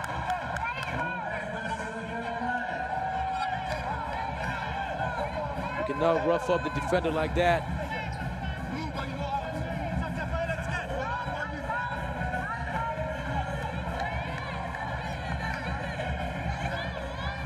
Thinking about it, deep range. Ramabu. Oh my goodness, what a look. Ramabu with the great pass. And Narabotako ties things up to 7 apiece. There's a mismatch down low. That's not a good pass. Solondreni, quick trigger. Ball goes out of bounds. So let me see something. Is there any type of scenario where Madagascar could be out of the tournament? Let me look. Told you I have to bring out my calculator again. You guys, I was trying to just have me do mathematics now. You're lucky I was good. So, after the first game, Madagascar got 21 points and Botswana 17. Rwanda has an aggregate of 39. After 2 games, Madagascar has ranking over Rwanda. So all Madagascar needs is 18 points in case of a loss. Anything under that, then it's going to be a head-to-head matchup with Botswana points-wise. And Madagascar is up 4. So that means that if Madagascar does not score 18 points and they lose by 5, they're out of the tournament. Wow. Didn't think it would be a possibility, but it is. So we're going to pay close attention to the math.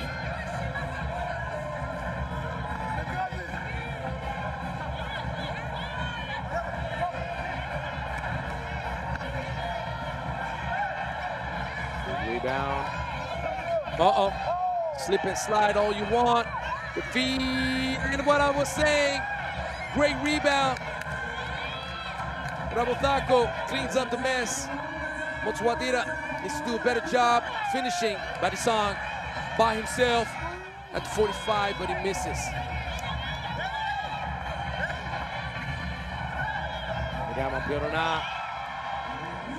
Great body control in the finish. See my friend Kaim Osman,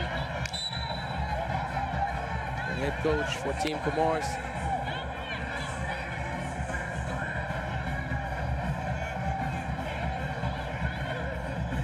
Botswana ladies supporting the boys, as they should. Tough shot. And up high. You got to clean up. Badisang wide open, top of the key. Short. And he misses badly, anticipating maybe a foul call that never came, as it never happened. Ramabu.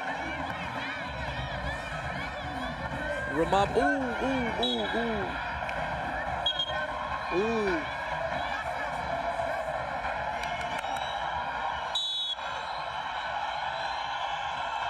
That was an ugly hit.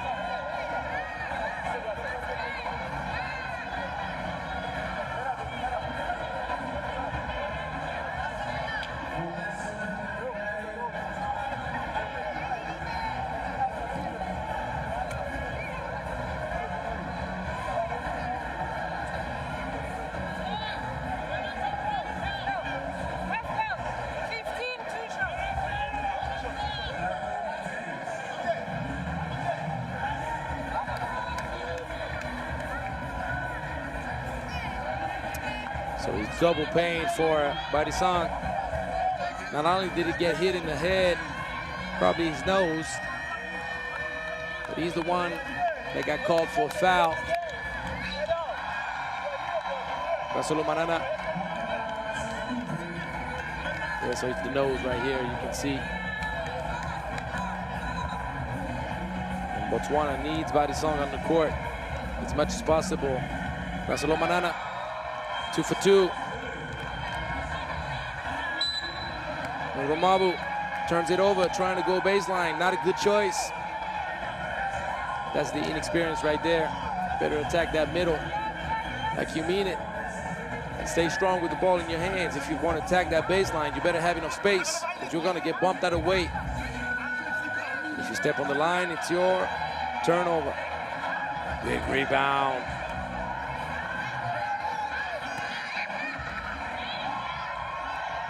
Antananarivo, no sir. And the ball did touch the glass. Intervention on the ball from Motswadira. illegal. Slowly but surely, Madagascar is pulling away. It's a 3-point game.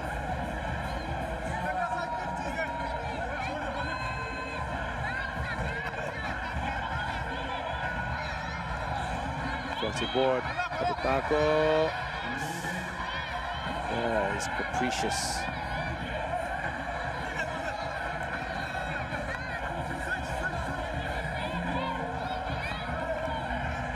Cow pass, extra pass. Oh yes, sir. Andrea Mampionana. And Madagascar is pulling away. And it's inevitable. Elia Andrea Mampionana is just too good. Madagascar, too experienced. Botswana is promising. They have a bright future. But they're not there yet. Not today. Oh, Solondreni, fake handoff, easy money.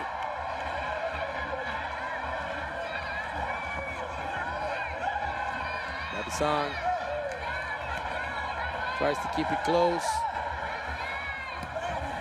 Little mid-range special. But Eli misses it. That's a foul. That's a foul, no questions about it. 2 free throws coming up.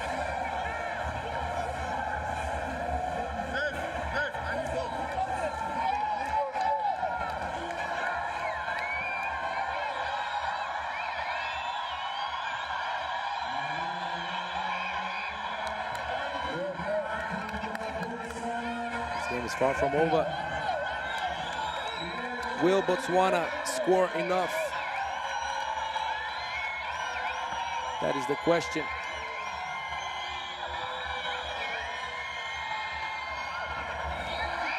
Botswana won't be able to score enough.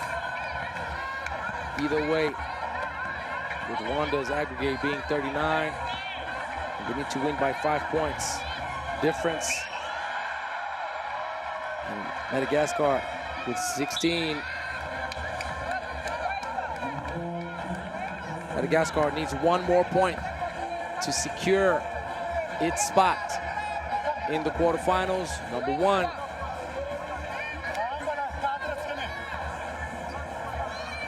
Madagascar needs 2 more points to secure first seed in the quarterfinals.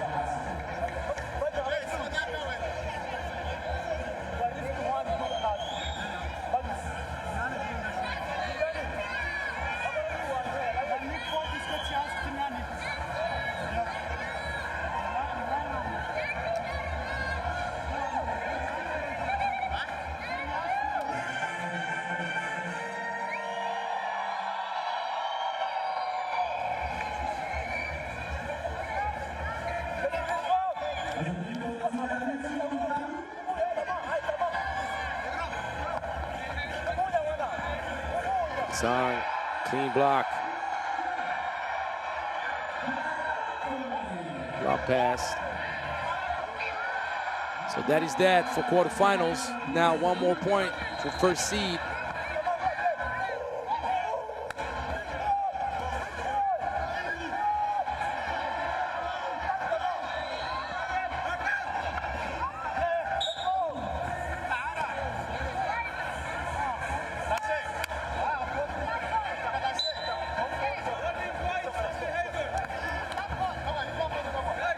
Foul against Marcelo Manana.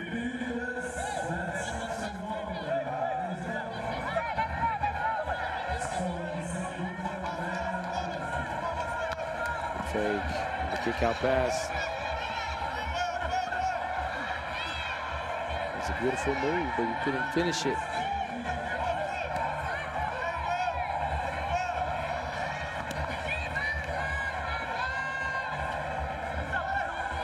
There you have it, first seed Madagascar. Botswana officially out. They won't make it back. And Marcelo Manana timed it perfectly, sent it back to Botswana with authority.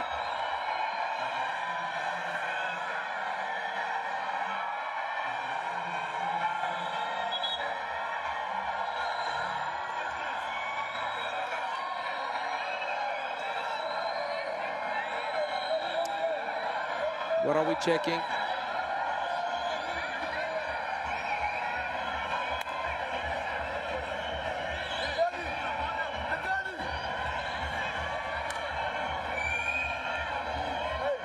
Legal for sure.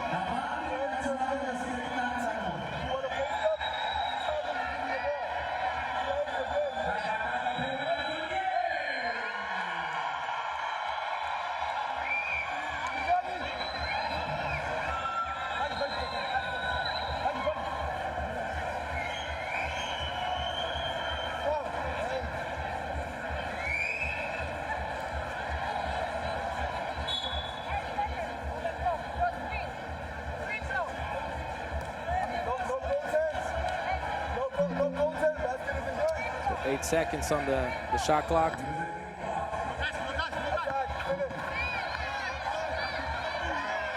It's going to be one of the last turnovers of this game.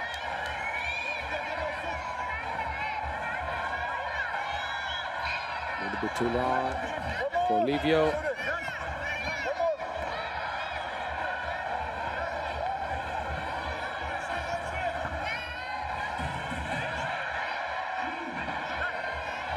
Livio short twice. It's going to be the same for Karabotako. Short as well.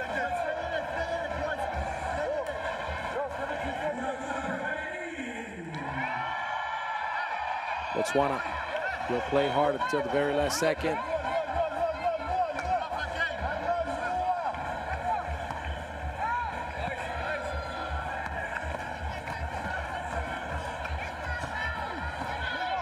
Mabu steals it away. Madison.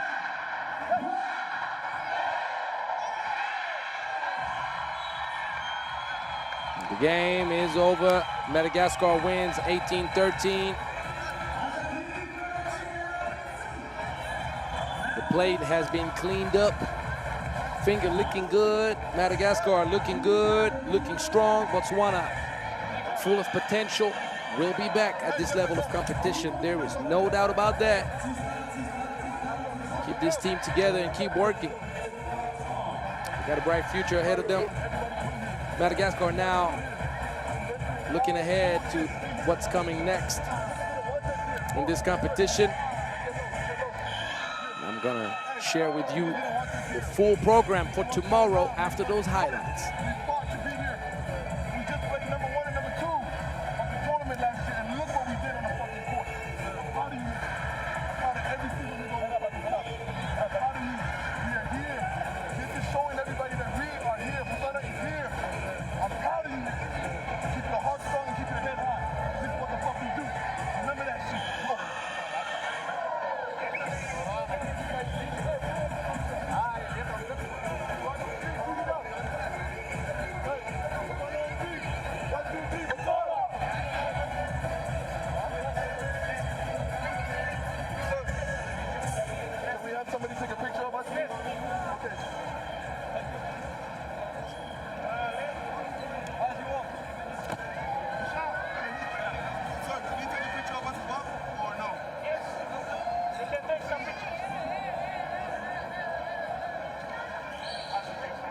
So Madagascar and Egypt came out of Pool A on the women's side. Rwanda and Kenya came out successfully on the women's side in Pool B.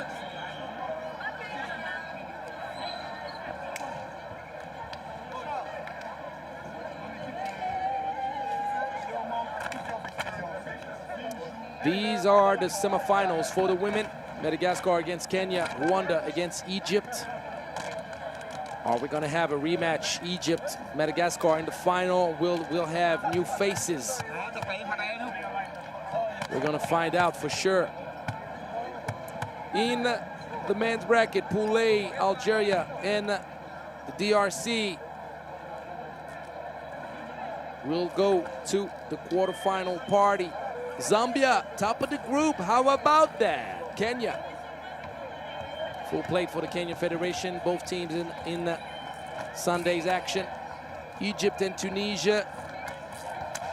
In Pool C, the ladies from Tunisia could not make it to the semis, but the boys may have something to do at that level of competition. The knockout round, Madagascar and Rwanda, the reigning gold and silver medalists from last year, will be in the knockout round. Can we have the full bracket, please? Would appreciate that. Thank you. Algeria, Tunisia, Madagascar, Kenya, Zambia against Rwanda, and Egypt against the DRC. I cannot wait. Tomorrow we'll start local time at 2 p.m. with Algeria, Tunisia, first man's quarterfinal. Get some rest. Angelo Tsagarakis signing out. I give you a rendezvous tomorrow. Enjoy your evening, and let's prepare for the medal rounds.